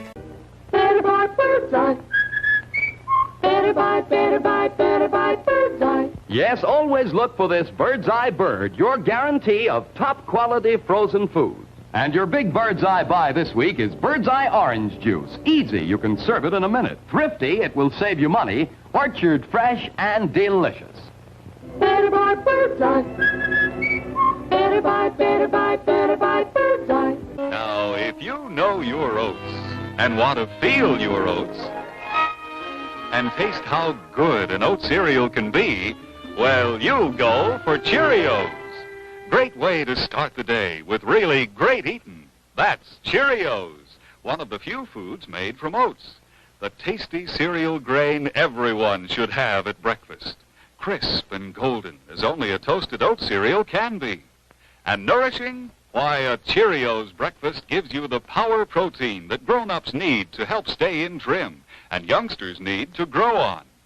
Toasted oat goodness, toasted oat flavor, a delicious power breakfast. That's Cheerios. Let me tell you about an ice cream can't be beat. The very best tasting you can eat. It's Meadow, Meadow, Meadow, Meadow Smooth Freeze Meadow Gold. Go to your ice cream man today, and here's the word that you should say. Oh, give me Meadow, Meadow, Meadow Smooth Freeze Meadow Gold. And remember, folks, Meadow Gold is mighty good. For double enjoyment, reach for Beech Nut Peppermint Gum. It sparkles your smile, your breath, your whole sense of enjoyment. Beech Nut Peppermint in the familiar yellow pack. 6 o'clock, dinner time. Thank goodness for Jell-O Instant Pudding. Yes, thank goodness for Jell-O Instant Pudding. The terrific busy day dessert you can make at the very last minute. See how quick and easy. Just add it to cold milk and beat it up. That's all. By the time you're ready to eat it, it's all ready for you. Jell-O Instant Pudding, made by the famous Jell-O folks. So creamy, so nourishing, so delicious. No other instant pudding is quite the same. Stock your shelves with all 7 flavors. The good busy day dessert. Jell-O Instant Pudding.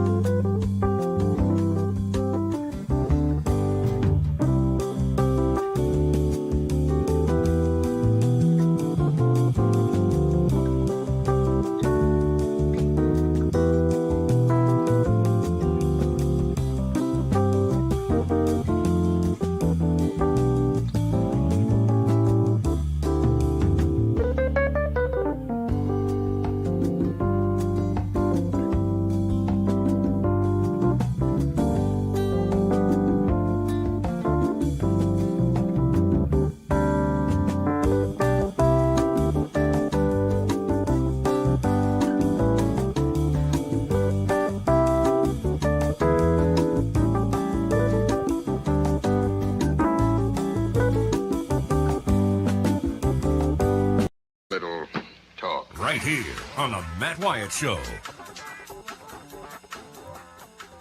Yeah, the one-word challenge is fun. We even got a Vanderbilt in there. Will on YouTube said Vanderbilt rebuild. Doc on Periscope, Georgia, he chose underachieving. Wow. Jerry said for Auburn, unstable. Will on Arkansas said rising. How do you feel about Arkansas? Will also said LSU hot seat. Take that, Coach O. We love you, man. It's great. We like you. We really do. But you better win. Won a title a couple years ago. Now what? What have you done for me lately? This was good, I thought. Buddy on Facebook talking about Kentucky. He chose the word dangerous. I agree. Kentucky's a really solid program. It's taken them a decade to build it under Mark Stoops. They stuck with him. They lived through some tough years, some boring years. You know, they still haven't gotten to the point where they're going out here and notching a 4- and 5-star quarterback every year. But they have built that team on a line of scrimmage. They're putting pass rushers in the NFL. They have a really good offensive line. They put a running back in the NFL a couple years ago. So, look, I'm telling you, Mark Stoops done a nice, solid, responsible job in every way, and roster management in every way, and they have built it there at Kentucky. They got something. Now they're trying to build on what they have, but they have something right now. Okay, some more of these on the one-word challenge. Brad, regarding Mississippi State, used the word questionable. See, like unknown, questionable, and I think it's fair. I do. You know, depending on the perspective. I think they're underrated. I think State's going to be a little better than people are giving them credit for. Bully Mo said State is, one word, rising. For Ole Miss, he said losers. We know where Bully Mo stands. Now we got a little list here from Louvier. LSU, he says underrated. Texas A&M, he says overrated. Alabama, he says preemptive. You know what that means? Yeah, I mean, go ahead and put them on. We know. Like, for most teams in college football, you say, that's why you play the game, because you never know. Well, not with Alabama. We kind of know. And then for Tennessee, he said irrelevant. And I hate to say it, but that is the situation they've gotten themselves into. This year at Tennessee, it may not look that great. If it does look great this year at Tennessee, it's going to say a whole lot about Josh Heupel. Honestly. It's going to say a whole lot about him. Who was it? Somebody said Alabama dominant. I forget who said that. And that was on the live stream. Sven said Alabama, his word is great. Georgia, his word is recruiting. And for Ole Miss, he used explosive. And then let's do this. Hog Jowl said one word for the Hogs. Supercalifragilisticexpialidocious. Hey, I love them. There's always one in every crowd, right, Hog Jowl? On a one-word challenge. Hey, it is one word. It definitely is one word. All right, that was fun, the one-word challenge. We can keep it going. We'll get some more. Olivier just weighed in on Ole Miss. He used the word unrealistic. Olivier weighing in. All right, let's do this now. Another thing that's pretty regular on the show. We even have a button for it now. This segment is what we like to call the countdown of 100 teams in 100 days. It's the final countdown. 100 teams. 100 days. Yes, sir. All right, so it continues, and today we are at team number 36 on the countdown of 100 teams in 100 days. Team number 36, so we're 36 days away from September the 4th. Team 36 is from the SEC. We have already mentioned them a couple of times. It is...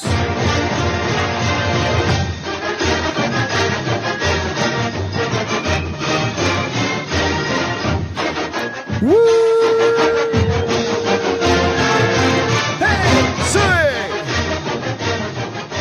Call the Hogs, why don't you? Fine with me.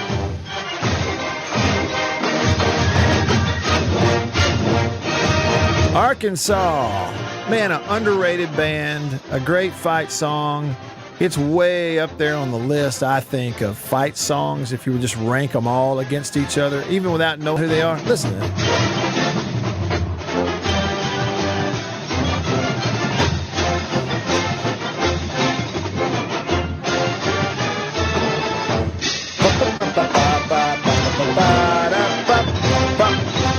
Yes. All right, so it's Arkansas, team number 36 on the countdown. Call those Hogs, why don't we? This is for you. Hey, Hog Jow, this is for you. Supercalifragilisticexpialidocious. Add woo in there.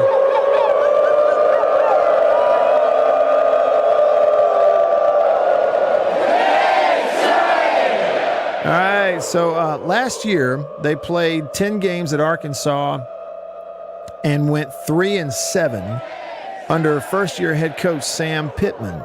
This will be his second year as the head coach at Arkansas, his second year overall as a head coach.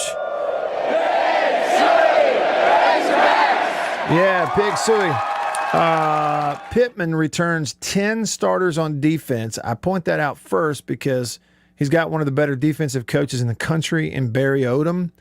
Odom proved that at times last year. I thought particularly in week 2 when he went to Starkville, and after State put up 600 yards passing against LSU, set all kinds of records. KJ Costello set all kinds of records. Odom went in there with a plan and sort of taught that offense a lesson that, hey, it ain't going to be like that every week. He's that good. And they were, competitive at times and had some important wins, but the turnovers that they got, like the turnovers they created and took advantage of against Ole Miss to win that game. So when people said, Arkansas, for instance, Will on the live stream, we're doing the one-word challenge, Will said rising. It feels that way, right? Because they were so much more prepared to play last year and competitive and physical than they were the previous years under Chad Morris. It was night and day, but they still only won 3 games. Those 3 wins last year for Arkansas were a touchdown win over Mississippi State, 21-14. They beat Ole Miss by 12, 33-21, and that was the day Matt Corral threw am I right? 6 interceptions, I think, in that ball game against Arkansas. And you win it by 12. And they beat Tennessee by 11, 24-13. Okay, you look at the other games. Now, I will say Arkansas beat Auburn, and the officials pulled it straight out from under their feet. That was a 30-28 loss. But they got blown out by Georgia in the opener. Lost to Texas A&M by 11. They give up 63 points against Florida. Lost a close game to LSU by 3 points. Lost in that shootout at Missouri. It was a heck of a game to watch, and lost in that shootout 50-48. And, of course, got killed by Alabama at the end of the year. And I got to go quick here. They'll have a new quarterback taking over. Jefferson, the kid from Mississippi. They're going to open the season in 36 days against Rice and then play Texas in week 2 in Fayetteville. And I'll tell you what, we'll continue this. We'll look at some of their we'll look at some more things about Arkansas. Bill, I just looked at the clock, and I realize I'm up against it. So let's just continue it. I'll go through the schedule. There's some more stuff I want to get into about Arkansas since, all of our State and Ole Miss fans listening are going to play them this year, and we'll continue and get into their famous alumni when we come back also. And then there's some people weighing in on Arkansas on the text line. So we need to give it a little bit more time today, and that's my deal. So opening the season on the 4th in 36 days, they'll host Rice. They'll win that one. Then they host Texas in week 2.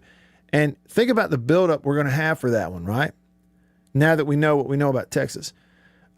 Week 3, they'll host Georgia Southern. And then week 4, the last week of September, they play in Arlington at the home of the Dallas Cowboys against Texas A&M. So Arkansas will not play a true road game until the first week of October when they go to Georgia. Probably a game they're going to lose at Georgia.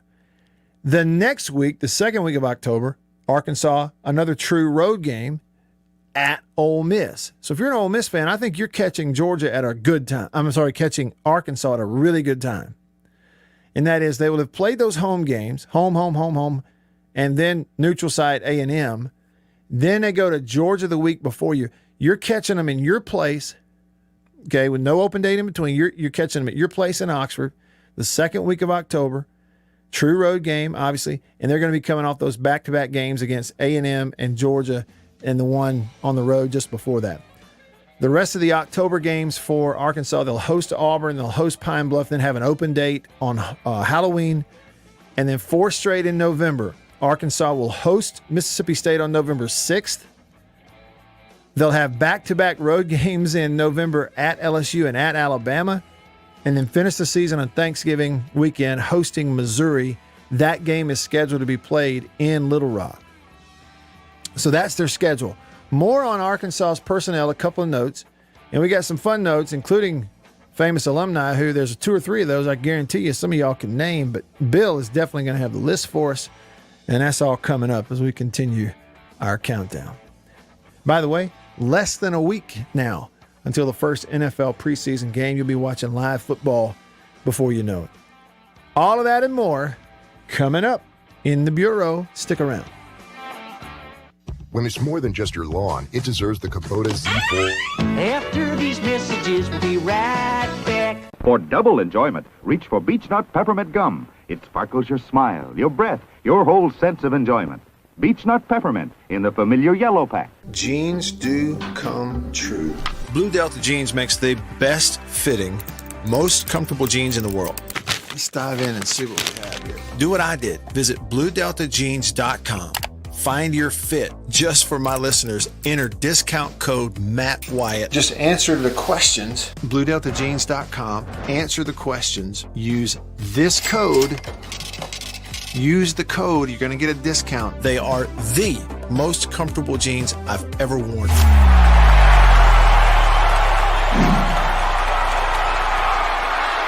Farm Bureau Insurance stands ready to provide financial relief to our communities in this time of crisis. This includes a one-time credit to all personal auto policyholders, a donation of $500,000 to the Mississippi Food Network, and additional payment options for those hit the hardest, all while continuing to service customer claims as well. But this is the time to go above and beyond. These are a few ways we're keeping the Farm Bureau promise. To learn more, talk to your agent or visit us online. Go with the home team.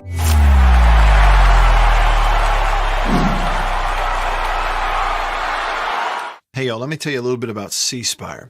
New stuff in 2021, including 5G coverage. If you go to their website right now, cspire.com, you're going to see their No Bull, which, by the way, I love the Super Bowl ad with the slow motion bull. You're going to see that on the website. But look, they're right. There's been a lot of bull over the years in your wireless bill, depending on if you know who you were with. And my experience with C Spire is just like they say, there's no bull. I know what it's going to cost me each month. I know what my coverage is the number one coverage in Mississippi, period, the number one network. And they've got 5G phones that are 5G ready. Now, I have the new iPhone 12 Pro Max, got it at C Spire, went and did curbside at my local C Spire location and did the exchange where I traded in my old one, got the new one, and it's 5G capable. And we've got 5G coverage in parts of Mississippi, and it's just growing by the day. So you really ought to check that out, okay? And in terms of the new phones, you got deals going on those as well. Find those out at cspire.com. C Spire, customer inspired. After these messages, we'll be right back. Every farmer understands their farm can't thrive without some good partners like sun, soil, and rain.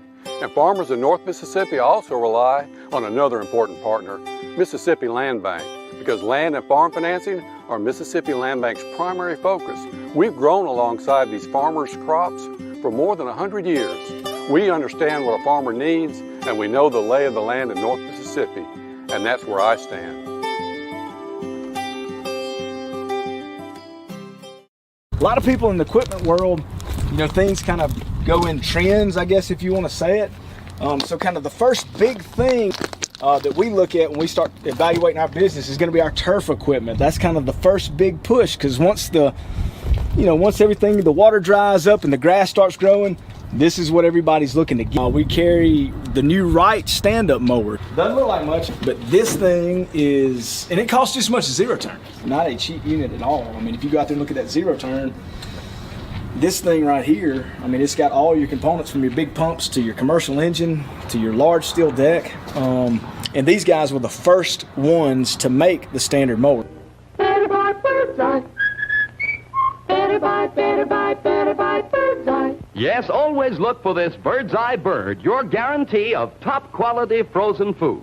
Who's not bald, he's just taller than his hair is. Nice hair! It's the Matt Wyatt Show on 105.9 The Zone and worldwide online at thezone1059.com. All right, back with you.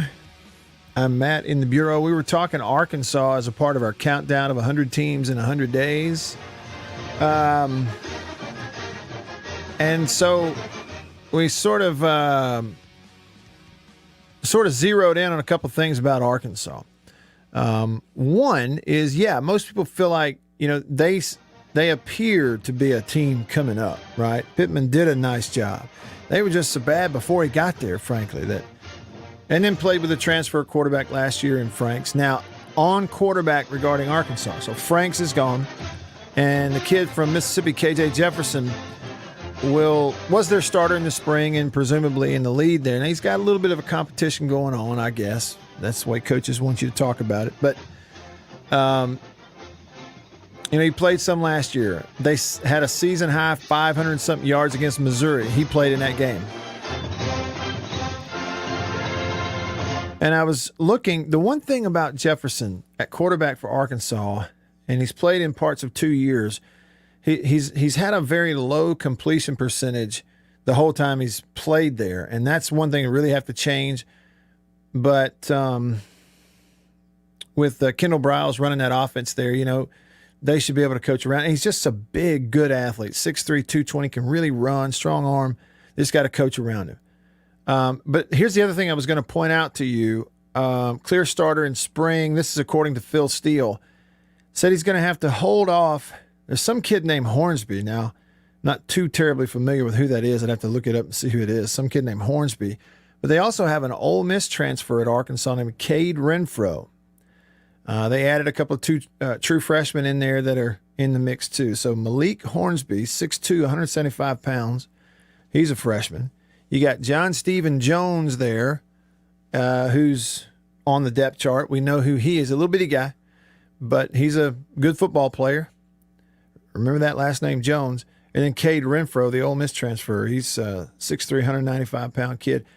He may be the best player on their whole football team as their safety. They got some good ones, but Jalen Catalon, last year as a freshman, played safety, wears number 1. He was a third-team All-American. He was really good, 99 tackles, 7 pass breakups.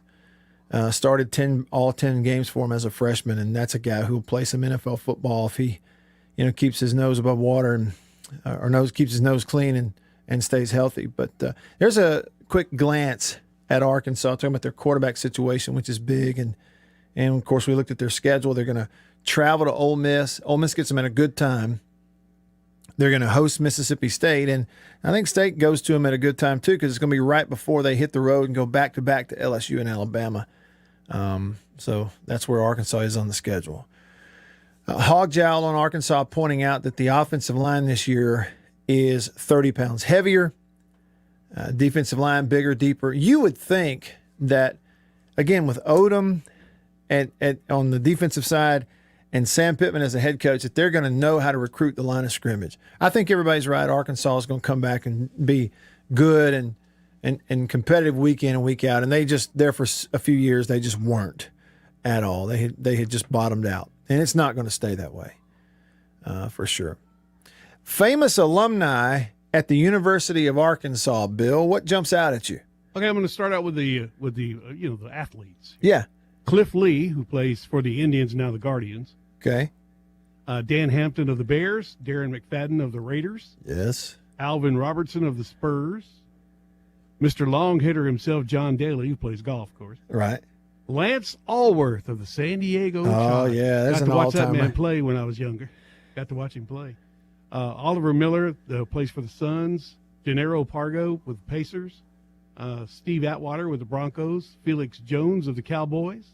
We got Joe Ferguson of the Bills. You remember him, don't you? Oh, yeah, absolutely. Patrick Beverly of the Clippers. Andrew Benintendi of the Red Sox. Benintendi, rather. Benintendi, Red yeah. Sox.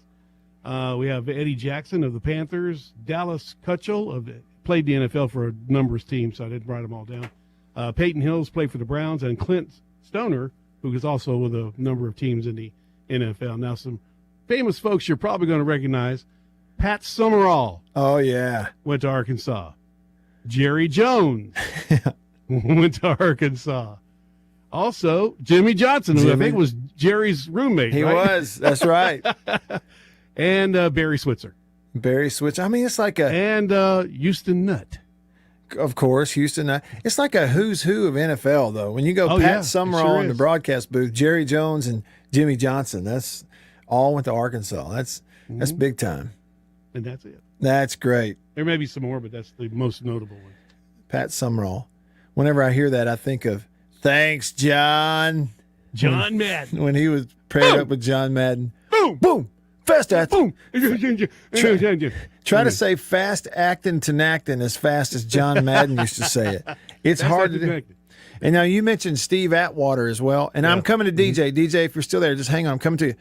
You mentioned Steve Atwater. Okay, as a kid growing up and as a Chiefs fan, and Christian Okoye played for the Chiefs, the big, running back, big, thick, huge fullback built like a running back built like a fullback.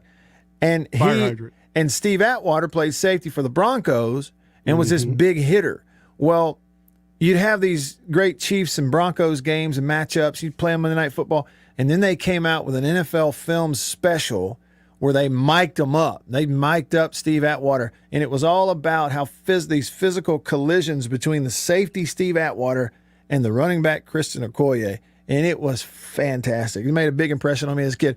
And I need to look that up on YouTube and go watch that. I used to love that.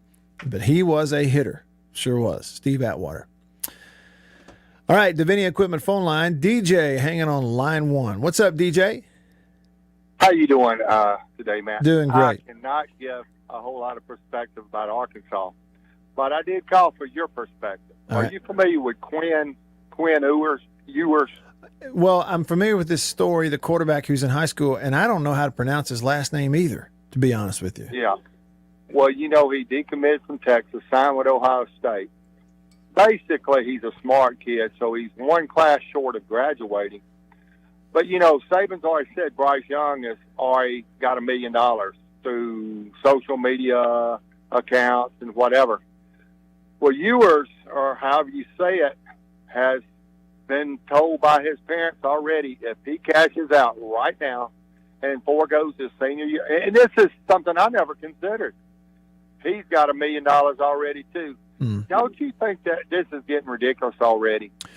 It certainly does feel and seem ridiculous to me, DJ. When I saw the story, and again, if y'all are unfamiliar, this is a kid who's like the best quarterback in the country. He's committed to Ohio State and is deciding not to play his senior year of high school football and just be ready to go to Ohio State so he can go ahead and start cashing in and get the name, image, and likeness money coming in. Okay, DJ, yes. At first, I turned my nose up to it, and I'm like, this is ridiculous, and I don't like it, and it's so different than anything I'm used to. And while I'm not changing my mind on any of that, DJ, I've had to do this myself, is go, you know what, though? Okay. It's a free country. Things change all the time. I can't be one of these people that I always flip out when things change on me and somebody moves the cheese, as they say. So, number one, it's a free country. Things change. I can look at this and go, I don't know the name of the backup quarterback at his high school. But if I were in that community or a fan of that high school, I would be that kid's biggest fan. Absolutely. And it gives him an opportunity, and I'd be rooting for him, because no matter what goes on, DJ, with all this money stuff, I still believe the teams that do the best job of building the team, not the individuals, those are the ones that are going to win. those are the ones that are going to be the most fun to watch when we actually play the games. And I'm going to hold on to that, and hopefully it's true. Well, let me respond, and everything you said I agree with and think was extremely wise. But you know what's going on. You've had some Ohio State boosters. Now that Texas is going SEC, has talked to Ewer's dad and said, hey, if you'll go ahead and sign right now and go ahead and enroll in Ohio State, we'll put – you know that what happened. Mm-hmm. Texas going to the SEC has prompted Ohio State going ahead and laying the money out. But let me ask you this, and you're an SEC quarterback. That's why I want to get your perspective. C.J. Stroud, the starting quarterback for Ohio State, was the number 2 recruit in 2020 in the nation. Okay, so now you got the number 1 recruit who's already a millionaire before he even.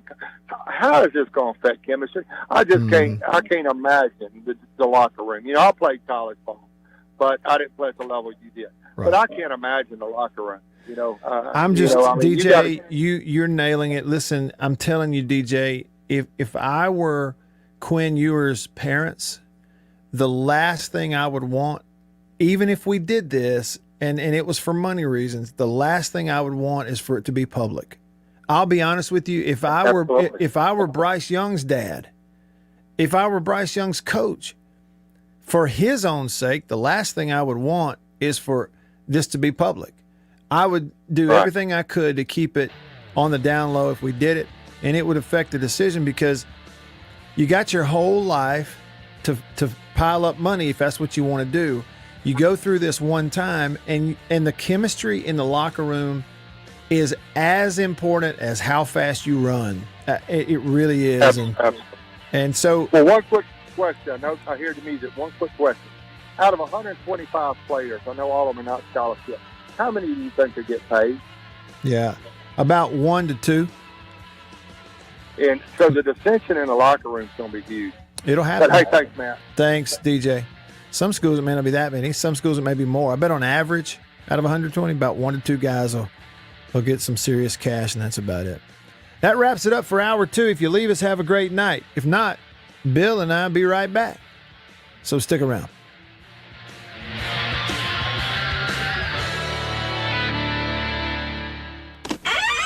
After these messages, we'll be right back. For double enjoyment, reach for Beech-Nut Peppermint Gum. It sparkles your smile, your breath, your whole sense of enjoyment. Beech-Nut Peppermint in the familiar yellow pack. Jeans do come true. Blue Delta Jeans makes the best fitting, most comfortable jeans in the world. Let's dive in and see what we have here. Do what I did. Visit BlueDeltaJeans.com. Find your fit. Just for my listeners, enter discount code Matt Wyatt. Just answer the questions. BlueDeltaJeans.com. Answer the questions. Use this code. Use the code. You're going to get a discount. They are the most comfortable jeans I've ever worn.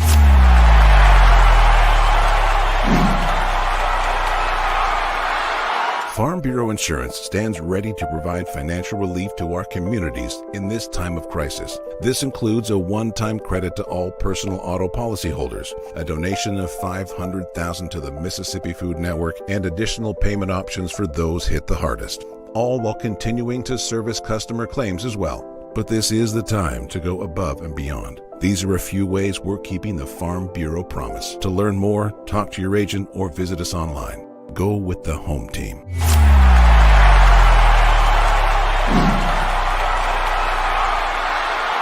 Hey, y'all, let me tell you a little bit about C Spire.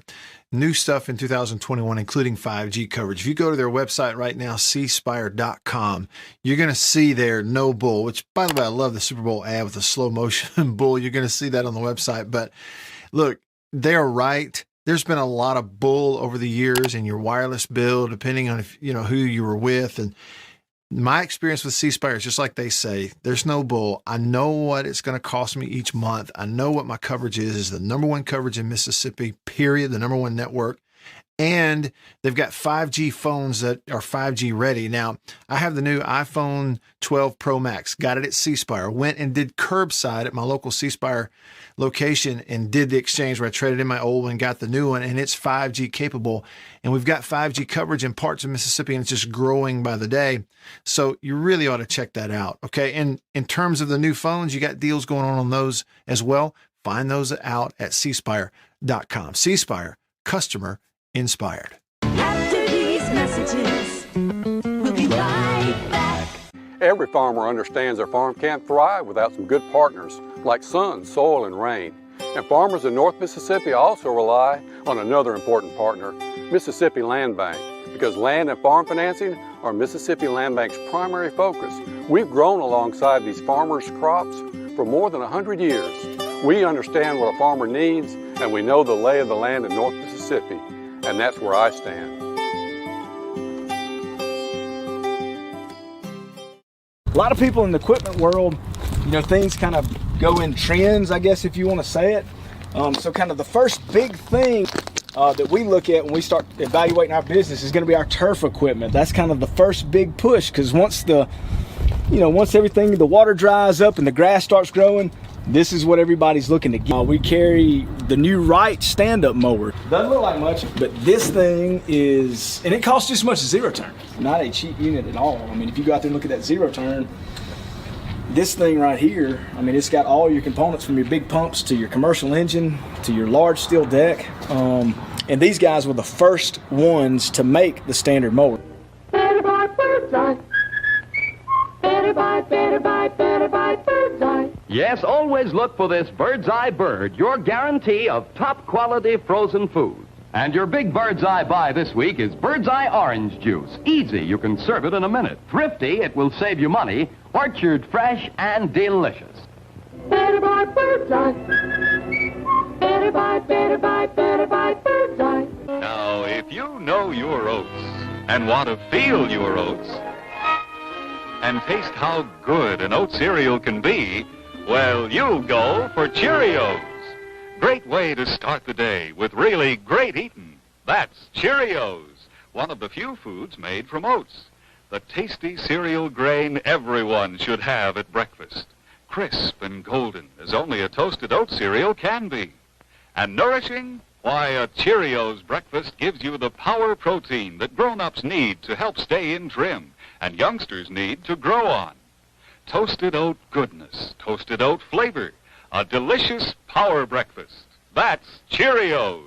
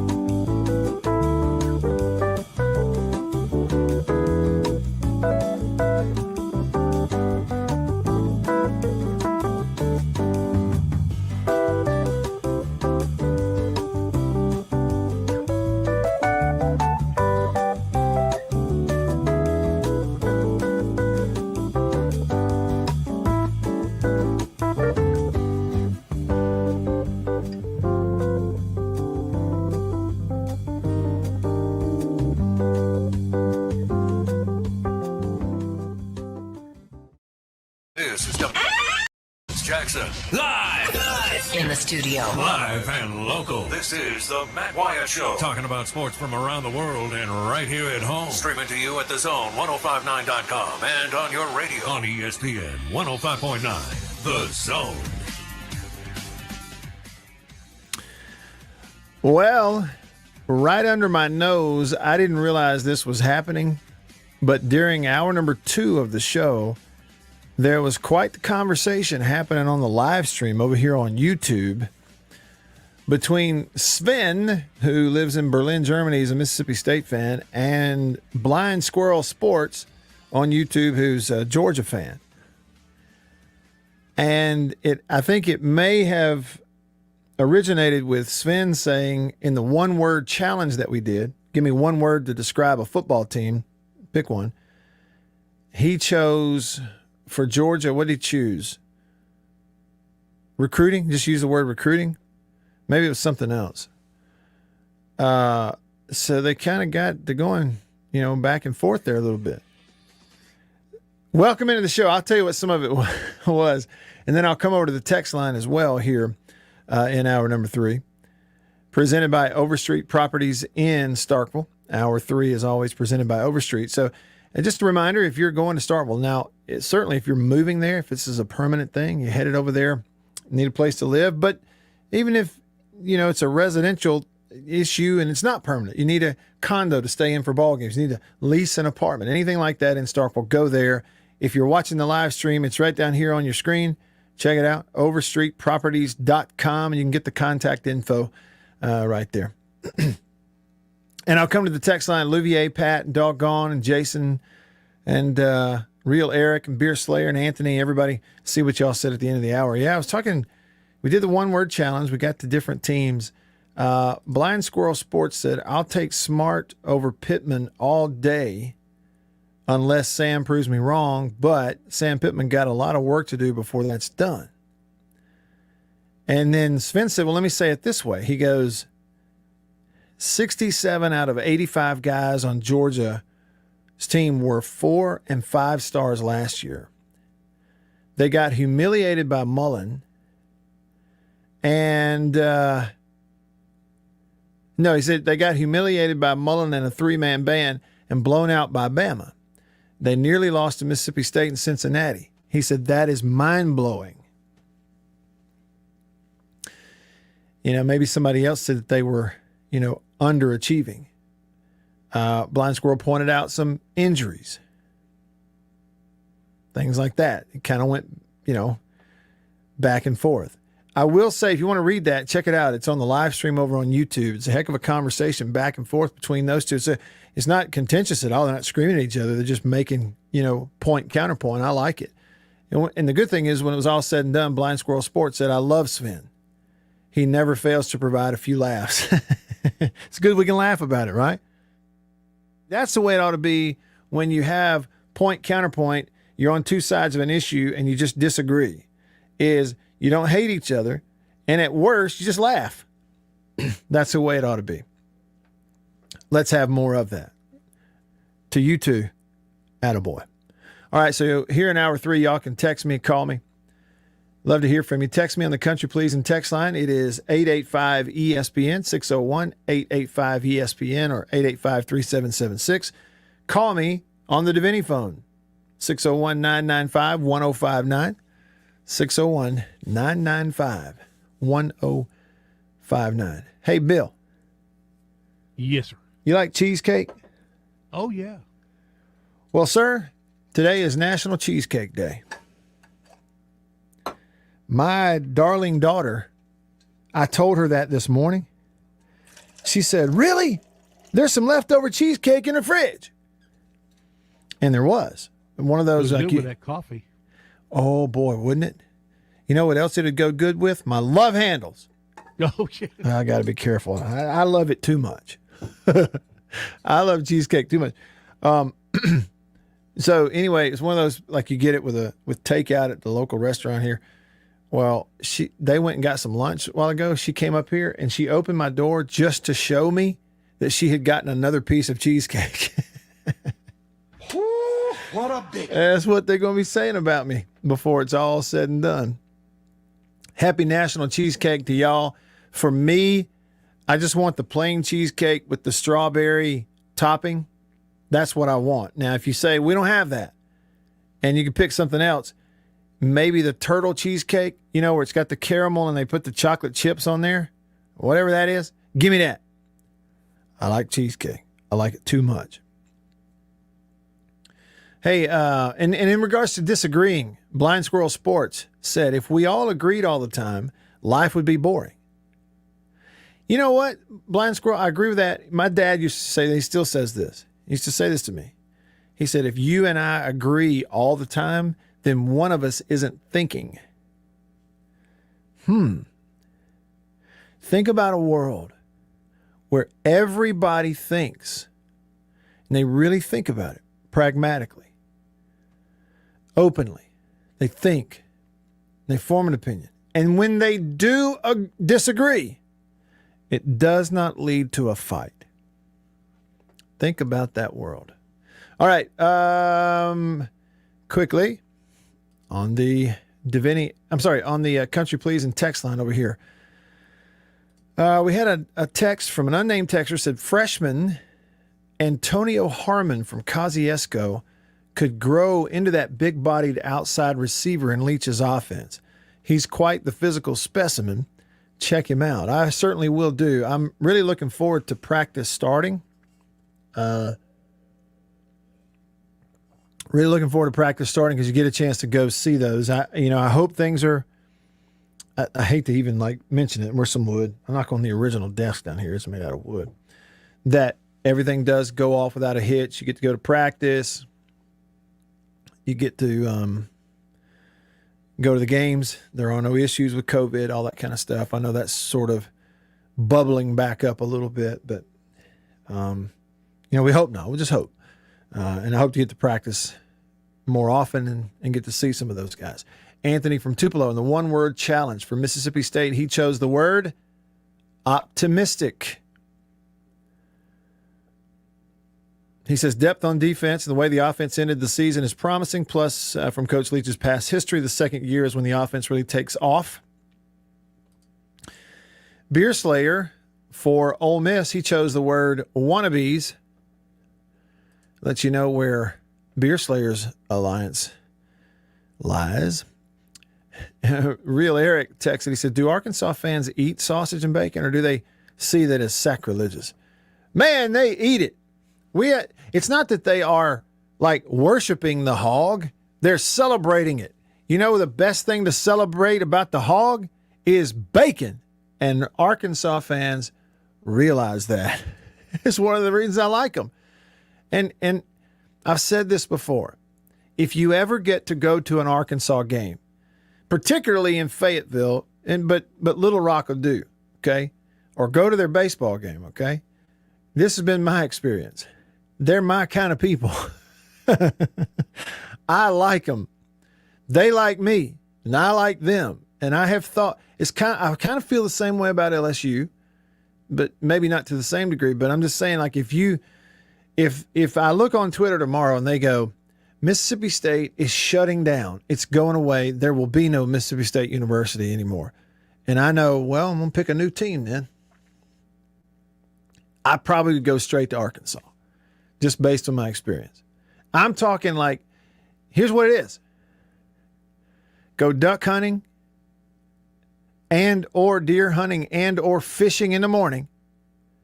Go to the football game in the afternoon. Let's go. I like them. Jason in Flagstaff said KJ Jefferson is going to be a monster if they use him right. He'd be a prototype in a system like Mullins. Folks better not sleep on him. Jason, you're exactly right. And, maybe it's a connection, a recruiting thing, but based on what we've seen, I totally agree with you that if KJ Jefferson were playing at Florida for Dan Mullen right now, he'd be another Dak in terms of the way he'd use him and the kind of numbers he'd put up down there. Say what you want. Mullen will get an offense going. Period. End of story. Mullen will get an offense going. Now, and I'm coming to the phones, but there were some other one-word challenge answers that we actually got from Louvier. Let me recap Louvier's one-word challenge. And he went full on. He gave me one word for a whole bunch of SEC teams. Okay, so I'm going to try to find all this right here. LSU, he chose underrated. Texas A&M, he went overrated. Alabama, he went preemptive. One word for Tennessee, irrelevant. These are Louvier's answers. One word for Ole Miss, unrealistic. Vandy, outmatched. Kentucky, he used the word close. I like that. I agree with that. What do you think they're close? Yeah, I think. South Carolina, he used the word lost. Georgia, he used the word overconfident. Florida, he said lucky. And for Mississippi State, he said confusing. And then when he did Arkansas and Missouri, he went why and how. and then for funsies, and this is probably the right answer, he said, I changed my mind about Kentucky. He changed his word to basketball. Lance Allworth, Bambi, he's from Brookhaven. Had to get married just out of high school, and Ole Miss didn't have accommodations for a married man. Hall of Fame, 1978. Lance Allworth went to Arkansas, and the rest is history. Well, we got a guy on the phone line named John who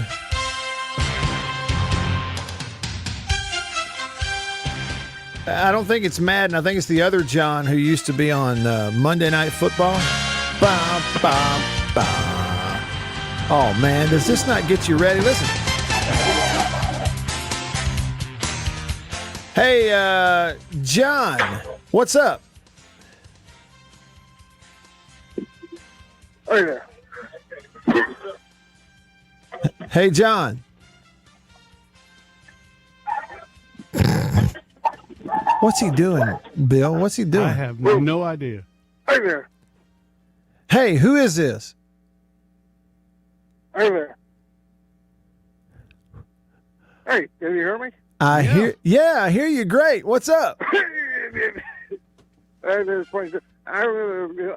I'm in a place where, it's a geographical oddity, two places from everywhere, But,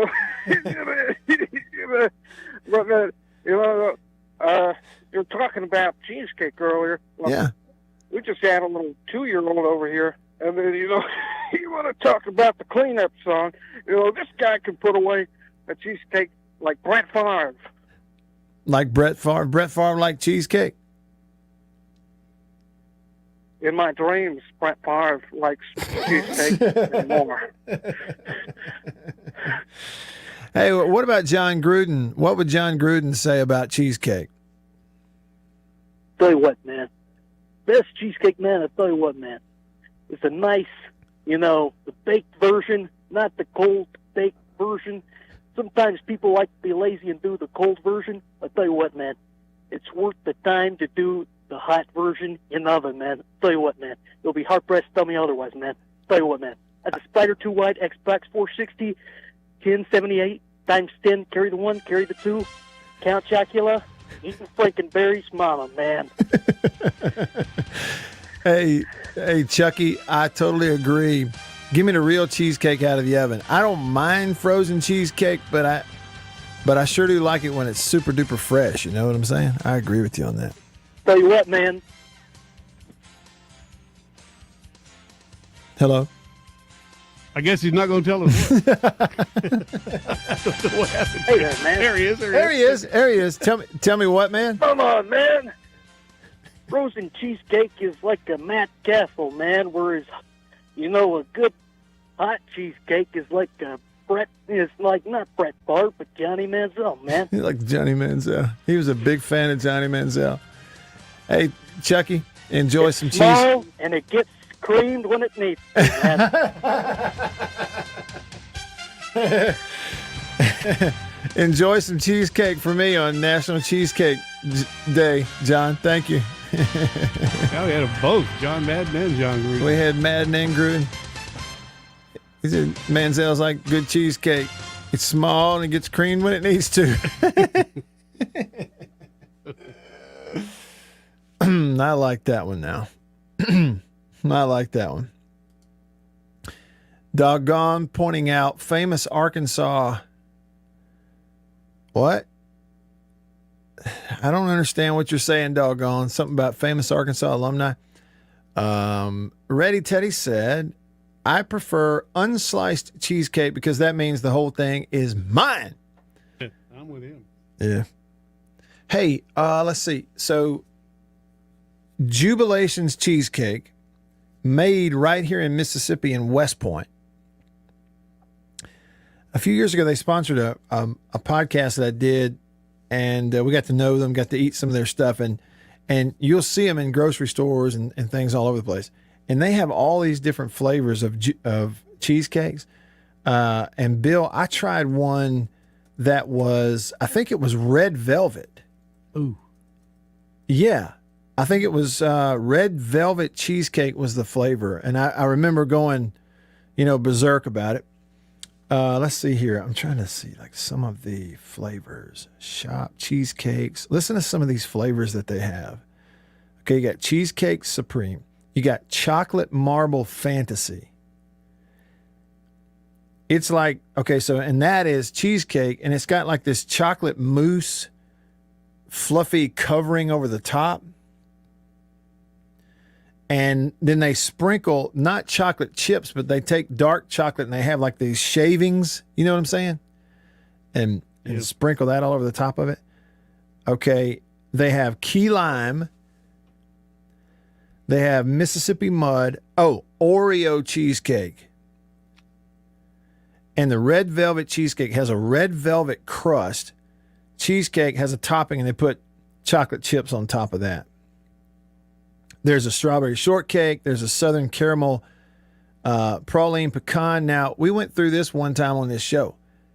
And apparently, according to our listeners, I'm very confused. And now I can't even remember if they told me I'm supposed to pronounce it praline or praline. Do you know which one it is? I've always heard praline. Praline? But I've heard both, but I think most folks... Yeah. I've been around most of my life called it praline. Give me some of that praline. Yeah, I think praline ice cream. See, I think I said praline, and then everybody corrected me. I think is what it was. But it's got pecans on the top of it. Mm-hmm. They have sugar-free. They have gluten-free. They have sugar-free strawberry cheesecake. They have sugar-free chocolate cheesecake. They've got, and then turtle cheesecake. But turtle. But the one that, I would buy every time if I had a choice is they have a white chocolate cheesecake. So the cheesecake itself has kind of a white chocolate flavor in it. Then they put this, it's really fluffy white topping, and then they sprinkle white chocolate all over the top of it. And that's from Jubilation's Cheesecake in West Point. Hey, but see, I just realized they have gluten-free cheesecake. Gluten-free supreme. And come on with it. And the homecoming queen, I don't think she realizes it either.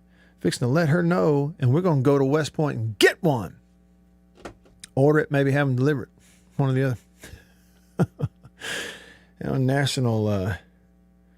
National Cheesecake Day. Okay, what am I missing? Let's see here.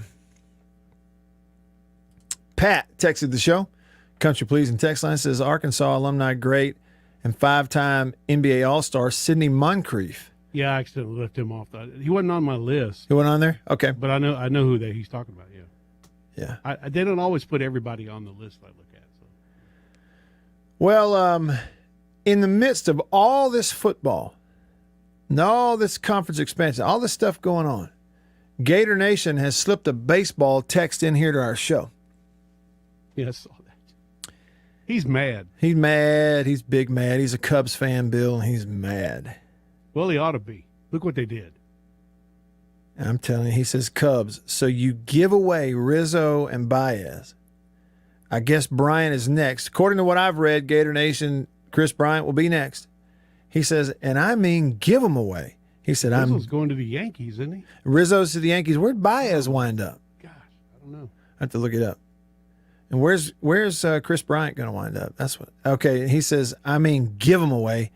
I'm done after 35 years. I'm a baseball free agent, SMH. That's from TB12 Goat Gator Nation. I hate it. That's just kind of Baez the world. Went to the Mets. To the Mets, okay. And what's Bryant, a third baseman? Who needs a third baseman? Who's in the hunt that needs a third baseman? I don't know. All right. Fuji Sports Shooter. We were doing, there's always one of these, right? We're doing the one-word challenge. Give me a word to describe your football team going into the season. Fuji Sports Shooter said for MSU, propitious. There's always one of these. They want to find a word that I'm going to have to look up. Now I'm going to have to. Do you know what that word means, Bill? What's that? The word that Fuji Sports Shooters sent us on the text line for MSU. Propitious. Propitious. No, I don't. I'm going to have to look it up. There's always one of those. Baez is a New York Met. Who'd have thunk it? Good gracious alive. Well, from cheesecake to memory lane, there's a couple things I want to run by you when we come back. Bill and I will jump over into the time machine, into the Wayback Machine, give it a spin. That'll be coming up. Maybe a song you'll recognize. I got a sports story in the Wayback Machine that is near and dear to my heart. I can't wait. I get once a year to bring this up. I can't wait to bring it up. And plus, we'll go to the phone line. That's all remaining here and more in Hour 3 with you on this Friday afternoon. In the Bureau. Stick around.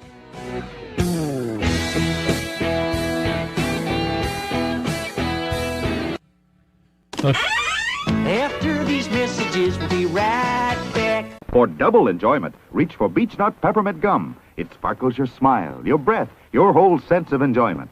Beech Nut Peppermint in the familiar yellow pack. Jeans do come true. Blue Delta Jeans makes the best fitting, most comfortable jeans in the world. Let's dive in and see what we have here. Do what I did. Visit BlueDeltaJeans.com.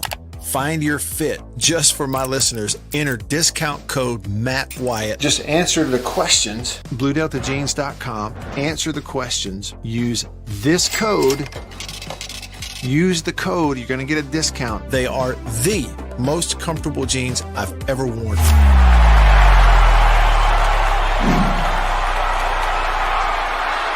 Farm Bureau Insurance stands ready to provide financial relief to our communities in this time of crisis. This includes a one-time credit to all personal auto policyholders, a donation of $500,000 to the Mississippi Food Network, and additional payment options for those hit the hardest, all while continuing to service customer claims as well. But this is the time to go above and beyond. These are a few ways we're keeping the Farm Bureau promise. To learn more, talk to your agent or visit us online. Go with the home team.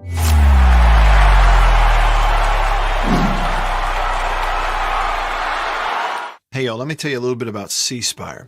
New stuff in 2021, including 5G coverage. If you go to their website right now, cspire.com, you're going to see their no bull, which, by the way, I love the Super Bowl ad with the slow motion bull. You're going to see that on the website. But look, they're right. There's been a lot of bull over the years in your wireless bill, depending on if, who you were with. And my experience with C Spire is just like they say, there's no bull. I know what it's going to cost me each month. I know what my coverage is the number one coverage in Mississippi, period, the number one network. And they've got 5G phones that are 5G ready. Now, I have the new iPhone 12 Pro Max, got it at C Spire, went and did curbside at my local C Spire location and did the exchange where I traded in my old one, got the new one, and it's 5G capable. And we've got 5G coverage in parts of Mississippi, and it's just growing by the day. So you really ought to check that out, okay? And in terms of the new phones, you got deals going on those as well. Find those out at cspire.com. C Spire, customer inspired. After these messages, we'll be right back. Every farmer understands their farm can't thrive without some good partners like sun, soil, and rain. And farmers in North Mississippi also rely on another important partner, Mississippi Land Bank, because land and farm financing are Mississippi Land Bank's primary focus. We've grown alongside these farmers' crops for more than 100 years. We understand what a farmer needs, and we know the lay of the land in North Mississippi, and that's where I stand. A lot of people in the equipment world, things kind of go in trends, I guess, if you want to say it. So kind of the first big thing that we look at when we start evaluating our business is going to be our turf equipment. That's kind of the first big push, because once everything, the water dries up and the grass starts growing, this is what everybody's looking to get. We carry the new Wright stand-up mower. Doesn't look like much, but this thing is, and it costs just as much as zero turn. Not a cheap unit at all. I mean, if you go out there and look at that zero turn, this thing right here, I mean, it's got all your components from your big pumps to your commercial engine to your large steel deck. And these guys were the first ones to make the standard mower. Better buy Birdseye. Better buy Birdseye. Yes, always look for this Bird's Eye Bird, your guarantee of top quality frozen food. And your big Bird's Eye buy this week is Bird's Eye Orange Juice. Easy, you can serve it in a minute. Thrifty, it will save you money. Orchard fresh and delicious. Better buy Bird's Eye. Better buy Bird's Eye. Now, if you know your oats and want to... All right, here we go. Let's kick it over to the phone line, the Davini Equipment phone line. Davini Equipment in Madison and in Jackson. Your Kubota dealer, the oldest Kubota dealer in the entire United States of America. It means they've been doing it better longer than anyone else right here at home at Davini. Wayne is hanging on line one. Thanks for calling, Wayne. What's up? How y'all doing? Y'all were talking about the pro baseball and everybody getting traded. I just can't, I won't film but a bit. I just can't believe that them dang Braves ain't done. I guess they satisfied with what they got. I reckon. It's like Wayne, that they've sort of been waiting year after year after year for about 3 years now, and it's like you keep wondering, okay, when do they think the year is? The year that they have a chance to go win it, so they make a move here or there that is significant enough. And this year, I guess, with the domestic violence thing with Ozuna and then the injury to Acuna, I think that the Braves have just went hands up. This year's done. We'll worry about next year. That's just kind of the way they look like they're approaching it to me. And the injury early in the year to Soroka, so I think they just if they stumble in it now, they'll just go with what they got. Well, I appreciate it. Y'all have a good weekend. All right, you too, Wayne. Have a good weekend yourself. Appreciate your call. And White Denzel pointing out that the Braves may be about to go get Adam Dunn. And that's great and all, but, we'll see what that leads to. Bill, let's get over in memory lane for a minute in our lane. Do you mind?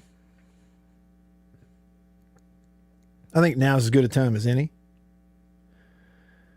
Let's start off on the musical side of it. Let me see if I got to pull up my notes here. This is Bill. This is me stalling. That's what I'm doing right now. All right. So here we are. Now let's see if we recognize this. We talked about this earlier. There's a pretty neat note attached to this one. On this day, July the 30th, 1977, I was in this world, but barely. I wasn't quite a year old yet. On this day in 1977, on American Bandstand, Stephen Bishop performed a song called On and On.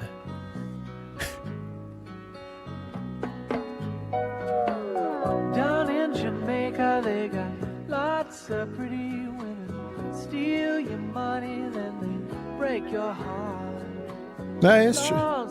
That's true anywhere, to be honest. Yeah. And you might even step on a pop top. Lose a flip flop. Yeah. She just keeps on trying. On and on. When she feels like crying. On and on. On and on. On and on. On and on it goes. What a great song. I mean, honestly, it's one of those classics that it's just sort of timeless. Yep. He had some big hits. He really did. 1977, Stephen Bishop, On and On, American Bandstand. Okay, but there's a trivia attached to this that you told me the details earlier that I really find fascinating. So, So what was that again? Well, have you seen the movie Animal House? Yes, I've seen the Animal House. And they're having that big party in their fraternity house, right? Right. And you see the guy sitting on the steps playing a guitar, and Blutowski walks up because he's playing this slow little melodic song, and he grabs the guitar and breaks it in 1,000 pieces. That was Stephen Bishop. See, I had no clue. John Belushi playing Blutowski. When he's dressed, he got his toga on, right? Yep, they're having a toga party. Having a toga party. And the guy on the steps playing a little ballad on his guitar, and Belushi grabs a guitar and busts it into, a million pieces everywhere. And what was the line he said to him? Something about this ain't rock and roll or something. Well, no, I can't remember exactly what he said, but he made some kind of comment. Yeah. And I have to look for it. So the guy who he'd stolen the guitar and busted it from was this guy, Stephen Bishop, who sang this song. That's great. That's fantastic. That is fantastic. I enjoyed that. Oh, okay. So J-Rock has the details. He said sorry. Yeah, that's what it was. He just looked at him and said, sorry. Went on upstairs.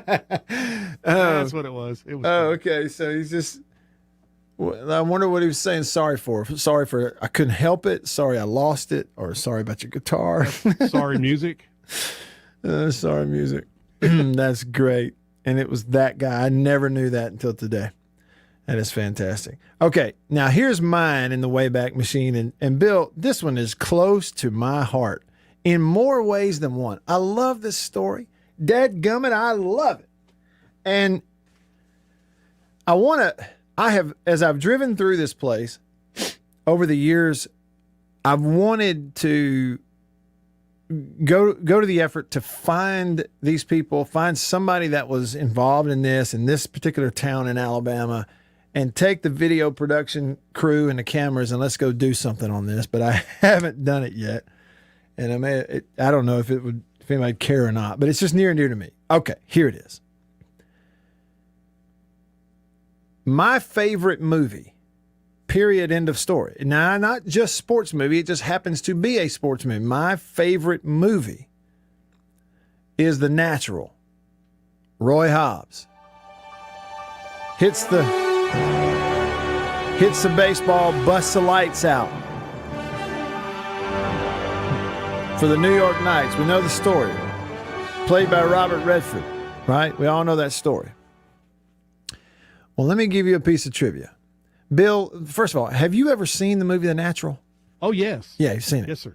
Okay, so at the end of the movie, the famous scene where he hits the home run at the end of the movie that knocks the lights out, and he's rounding the bases with sparks flying down and stuff. That's the famous part of the movie, the famous scene in the movie. Okay. But you remember, Bill, earlier in the movie, there was another moment where the home run that was pretty spectacular, where they're playing an afternoon game, and I think the movie positions it as the game is in Chicago or whatever, whether or not, but they're at this place where in the outfield of this old stadium, there was a giant clock. Yeah. The face of a clock. And he hit the home run into that and busted it, and all those pieces, he broke it and it all fell out of there, right? Yeah. Busted the clock, he's rounding the bases. And that was what got him out of a slump. And just before he hit that home run, Roy Hobbs had looked up into the stands and he saw the woman, played by Glenn Close, by the way. And she's there in her white dress, and he sees the woman and the sun, she's backlit and the sun's shining through there. And then he goes to the plate and bang, gets out of his slump and hits a ball that goes into the clock and busts it. And it's a dramatic home run. Well, there's a bit of true life, real life behind this author putting that in the original book. Here's the story. Bulova, the company, I think I'm pronouncing that correctly, the one that makes the timepieces? Bulova Watches. Okay, Bulova Watches. Although Bulova promised a watch to any player hitting the clock high above Ebbets Field scoreboard, Ebbets Field in Brooklyn, a man named Bama Roel of the Braves did not get his watch, whose 1946 home run inspired the glass-shattering home run by Roy Hobbs.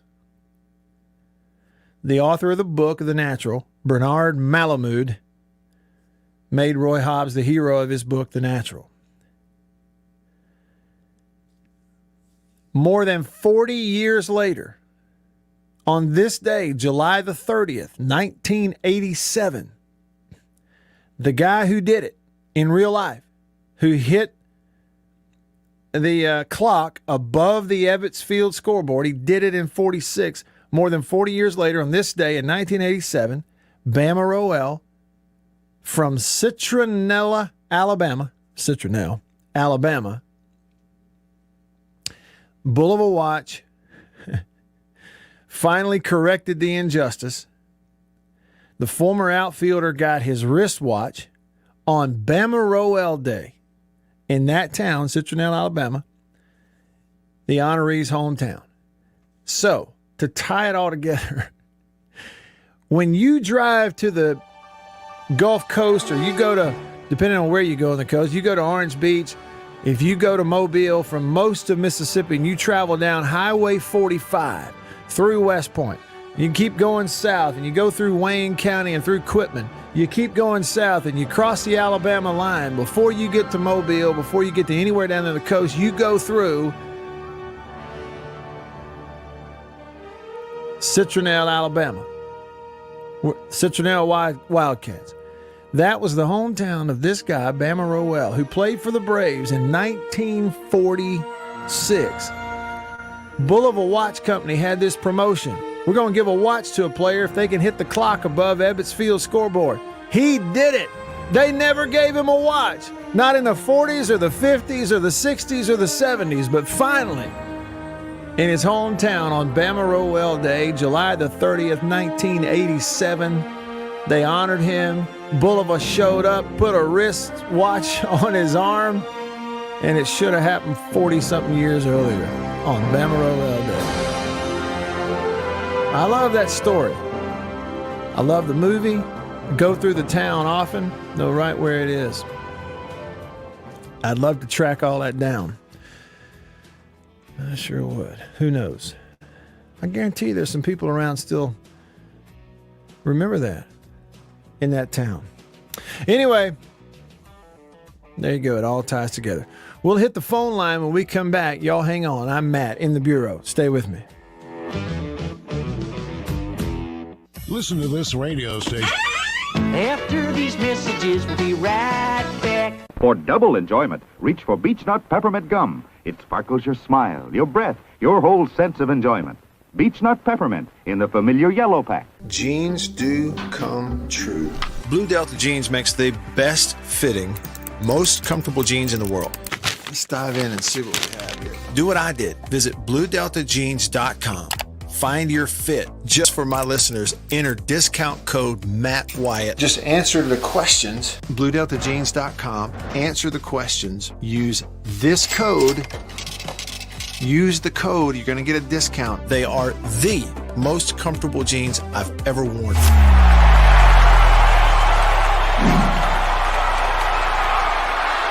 Farm Bureau Insurance stands ready to provide financial relief to our communities in this time of crisis. This includes a one-time credit to all personal auto policyholders, a donation of $500,000 to the Mississippi Food Network, and additional payment options for those hit the hardest, all while continuing to service customer claims as well. But this is the time to go above and beyond. These are a few ways we're keeping the Farm Bureau promise. To learn more, talk to your agent or visit us online. Go with the home team.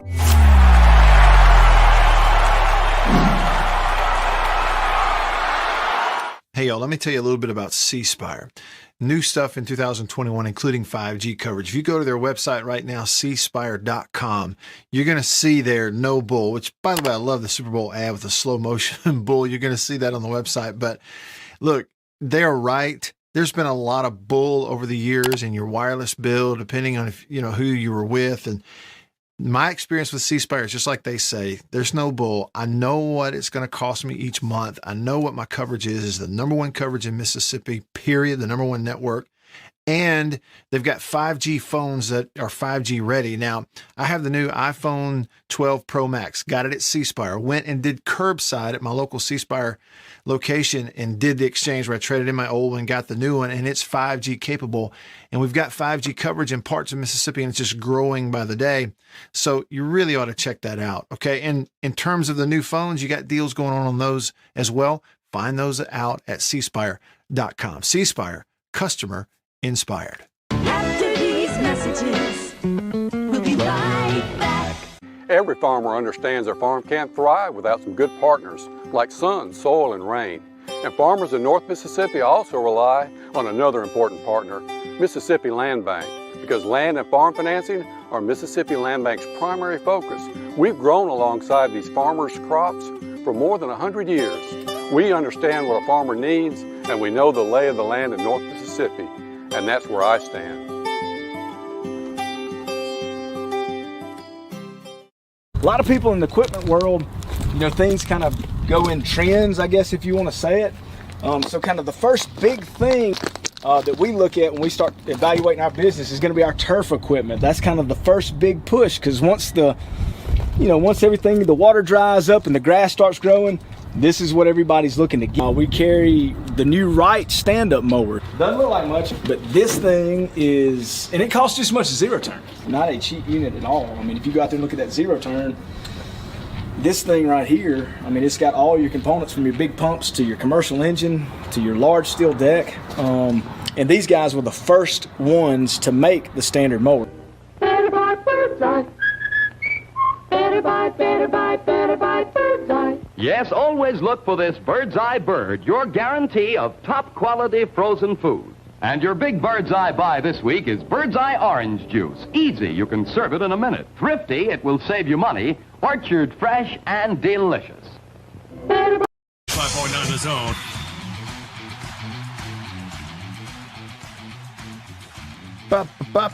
All right. Back with you. A little bit of time left with you here on this Friday. Going to wrap up the week with you. And if you are just tuning in, I mean, a lot of water under the bridge in this show. We're about to go to the phone line. Today, July the 30th, is the 1 month anniversary, if you will. 1 month ago this day. At this exact time 1 month ago, Mississippi State's baseball team was tied 1-1 in a 3-game series with Vanderbilt, and were about to get on the bus to go to the stadium to play the last game, which they won to win the first ever national championship. This is what it sounded like on the radio on a call with Jim Ellis. Pitch coming, and lined. If it's fair, it's trouble. It's fair, and it's trouble in the left field corner. Braylon Skinner comes home, a double for Rowdy Jordan. His 22nd double of the year, plates the Bulldogs' third run of the ball game. Breaking ball, and he struck him out swinging. Well, didn't ask for a better outing than that. He has retired a dozen in a row, and Mississippi State will bat in the top of the 6th. Kellum Clark is the batter. McIlvain with 2 on base and 1 out. And there's a high drive. I don't know that you need to chase it. Kellum Clark has just hit it out of the ballpark, and Mississippi State will go to 9-0 in this ball game in the top of the 7th inning. A bunt to the third baseman, and going to beat it out for a... No, they say he's out. Close play. Umpire said out. I'll take it. We win it. We, as in all of the maroon and white everywhere, celebrate a national championship with a ball club that's so resilient, has had a great postseason, never had any doubt in their minds that they could do it. If anybody doubted them, and they've done it. And they, in a dog pile out in front of the mound here at Ameritrade Park. And that was how it sounded on the radio with Jim Ellis from Learfield IMG College. Let's flip it over to the Davini Equipment phone line. On line 1, a man who I know likes buttermilk biscuits about as much as you do and I do. It's Chicken Hawk. Mr. Hawk! Hey! Hey, what's up? What's going on? Well, look at here. Let me tell you a little something. Coach Lamona's called me yesterday or day before yesterday. You know that shirt that I had that I sent a picture of him and to all of the young men, that Don't Stop Believing shirt, with Santa Claus ringing the cowbell with the list with Hell State on there. You know that shirt? Mm-hmm. You seen it? Yes. Yeah. Well, they're thinking about putting it in the Hall of Fame up there at State. Is what he said. He gonna requisition that. Requisition. Okay, now, good. Yeah, he gonna requisition that, and stuff. I believe if anybody can, he just got that big paycheck. But anyhow, listen, tonight I'm going to start making my first NIL money. Okay. Tonight? You don't, yeah, well, I'm trying to give you a little time. See, most time I just ramble on. I'm trying to give you a little time to conversate with me. Okay. So, all right. I'm trying tonight, to think. all right, here you go. Now, children, y'all finna be in school. Lou Bell had to put that old finger up in that machine today to officially be first day for her. Of course, the children don't start, I think, till Thursday. But anyhow, they having this thing for the teachers and their spouses.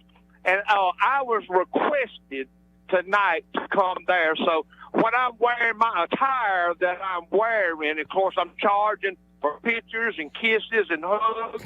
And, you know, may pat the little, I don't know if babies is going to come or not, so I may not pat the baby on the boo-boo. But anyway, what I'm going to do, I'm going to have me some Mississippi State short-sleeve bridges on, and Lou Bell got me a shirt, because I got to rub it in. Yeah, I got to rub it into them Bearcats. I always do. We spanked their butt last year for the golden chicken, you know. Yeah. So right. I got me a shirt that's blue and gold like Morton, hashtag Hail Morton, hashtag Hail State. And it says, the myth, the man, and the legend. And the legend.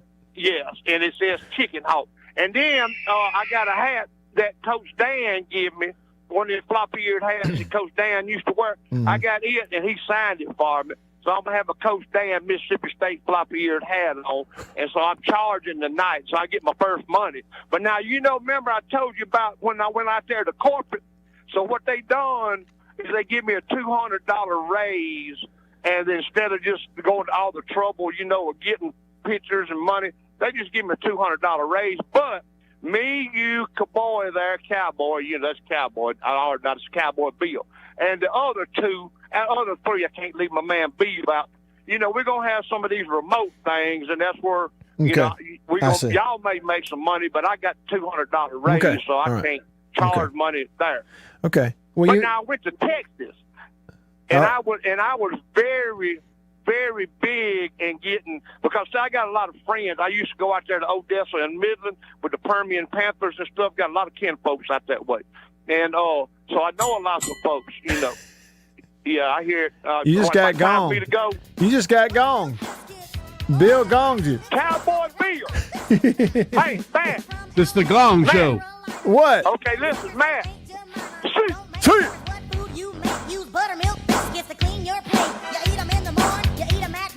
Figured that'd be the only way I could get a he loves buttermilk biscuits. About as much as he loves to talk. Hey, did you hear what he said? He said he said short sleeve breeches. Yeah. And then he said floppy eared hat. All right, on line 2, Double B, patiently waiting on the phone line. What's up, Double B? Hey, man. How you?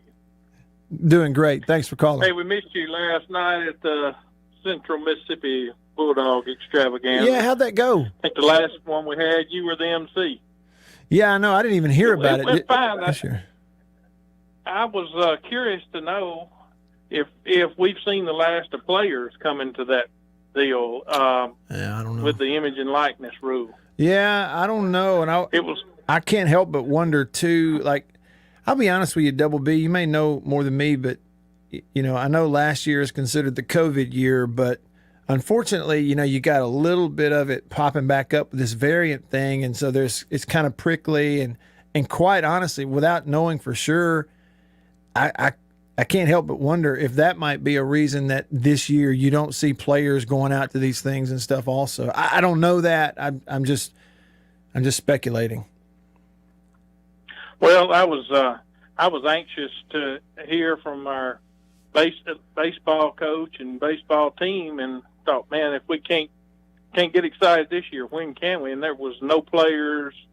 Mike Leach was and John Cohen were the only ones there representing our athletic staff. So I just couldn't help but think maybe it was because of the image and likeness. Well, you know, it may be, but that, see, my thing on that, Double B, that may not even be your main point you call to talk about, but I'm just saying I don't think that would be a reason to the name, image, and likeness thing would not be a reason to avoid any contact with any players. In fact, it'd be just the opposite. You know what I'm saying? Like, bring them on. Well, baseball season is so far out. I would think they would be trying to protect their football players immediately. Yeah. And I would have loved to have seen some of the baseball players. But at any rate, that's neither here nor there. I thought you might know.